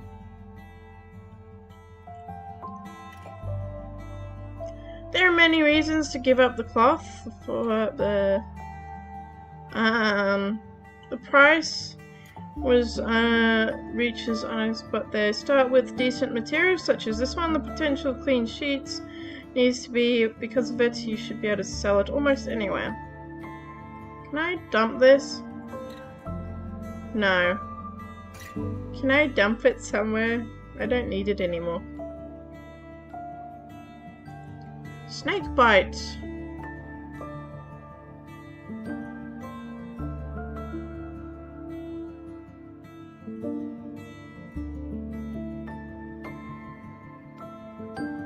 Ariston's thing, common weapon. I'm not gonna read all that. Spared to no expense, making the shaft exceedingly hard, allowing it to endure a lot of pressure despite its length. The spearhead is finely sharpened and was covered with oil cloths that kept the iron from rusting. The linen strips could be replaced with leather, but even now it's going to firm your grasp. Can I dump this? No? Okay. We're gonna travel again, guys.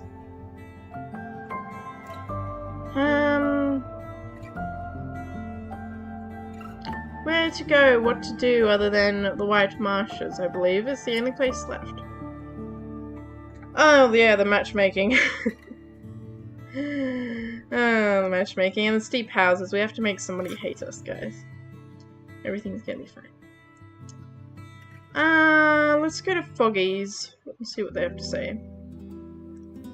Tales of violins? No, Tales of Violence. Violence, Wade, not violins.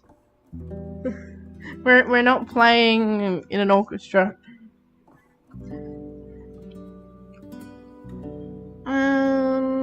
Approach the foragers. Any of you looking to get married? Okay. Let's travel around, I guess. Go to Gal Rocks and ask them if any of them are looking to get married. And this sounds so weird. The fishers have returned to the village, but the work is still far from being over. You see light smoke coming from the eastern part of the village, where the fish is being gutted and prepared for smoking. The guards instruct you not to disturb anybody after dusk, and tell you should visit Fulva, who would have a room to spare. Some of the locals greet you with polite nods, mentioning your trade. Maybe some of the locals are looking for a match in other villages. While the vast majority of the locals see this place as their home, even feeling indebted to their families and neighbours for looking after them, Paulus seeks a different path. He isn't even 20, but he's trained to work on the bench. He's strong, slim, and a bit loud. I could even hunt fish, if that's the only work left, he admits, and asks about his plans for the future. Just not here.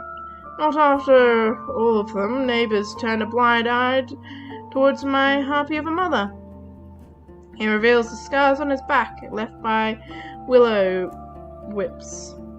You mention religion and he shrugs without second thoughts. I can do anything. Whether battering wicked spells, make sure he means necromancy and blood magic. Right. All I want is a companion for the morning and the evening. A woman of a kind soul. If the good winds allow it, to be the mother of our children. I'm ready to work for them till I faint. He flexes his muscles. I had gagged my arm for that. We have Mara, a few years older but much shorter, pale, with her dark circles under her eyes. While she hopes to find a wife or a husband, she won't leave the village. I have a 6-year-old. His father went into the fogs on a hunting trip. I'd love to have more kids, but my forebears have been living in the village for longer than anyone could tell. I'd rather not make a blood trail too thick. You ask about what sorts of talent she's looking for. Somebody kind, serious, loyal, diligent. No matter if they're a water carrier or an artisan. My own back is weak. It suffers after standing for long hours. I help with fish smoking, cleaning, foraging, whatever there needs to be done. When asked about her convictions, she looks at you as if the question is beyond absurd. I won't lie, with a lad or lass there's a strange of the right's teaching. I look for someone else.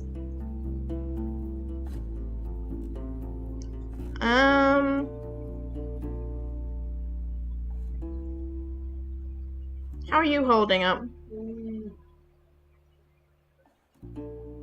Okay, he's too late for me to help them with their work.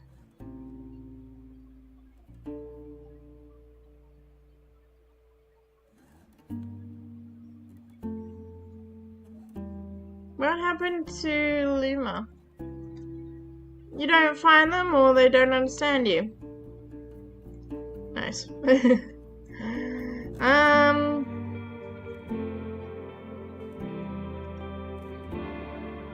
I guess we should sleep.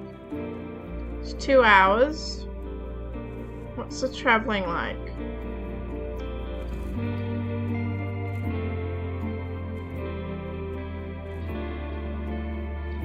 These guys hate me. That's great. You'd be executed upon your arrival.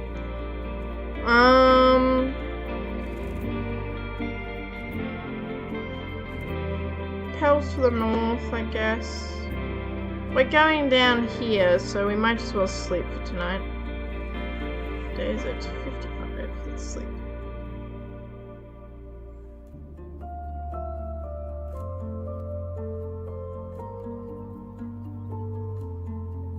Rent for labor.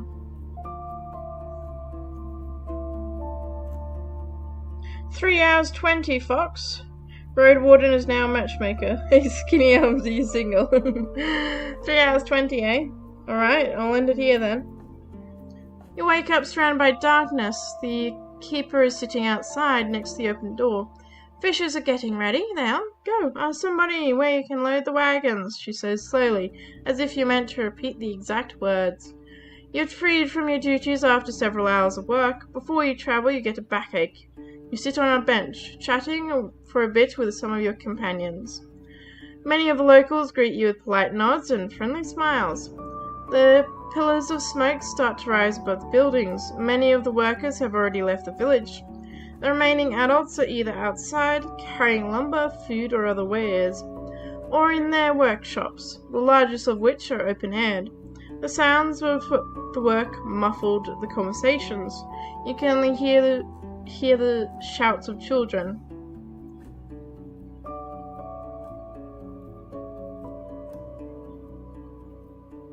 Well, 3 hours. Let's end here. I don't want to go for 4 hours, unfortunately, not today. So, we'll end it here. Thanks, Wade, for reminding me about the time. I was so caught up in trying to figure out what the flip's going on with everything.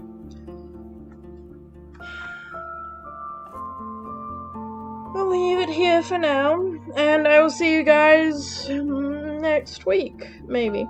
Hopefully. I'll see.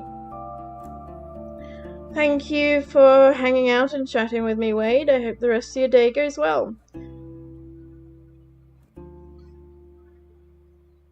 And thank you for stopping in, Ruby. It was very nice to see you.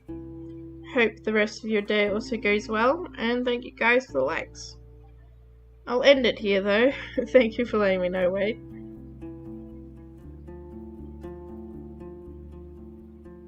And I will see you guys next week with a bunch of question marks, maybe? A bit busy, so I have no clue. Oh, it crashed. There we go. Okay. Well, I will see you guys next week. Until then, fare thee well.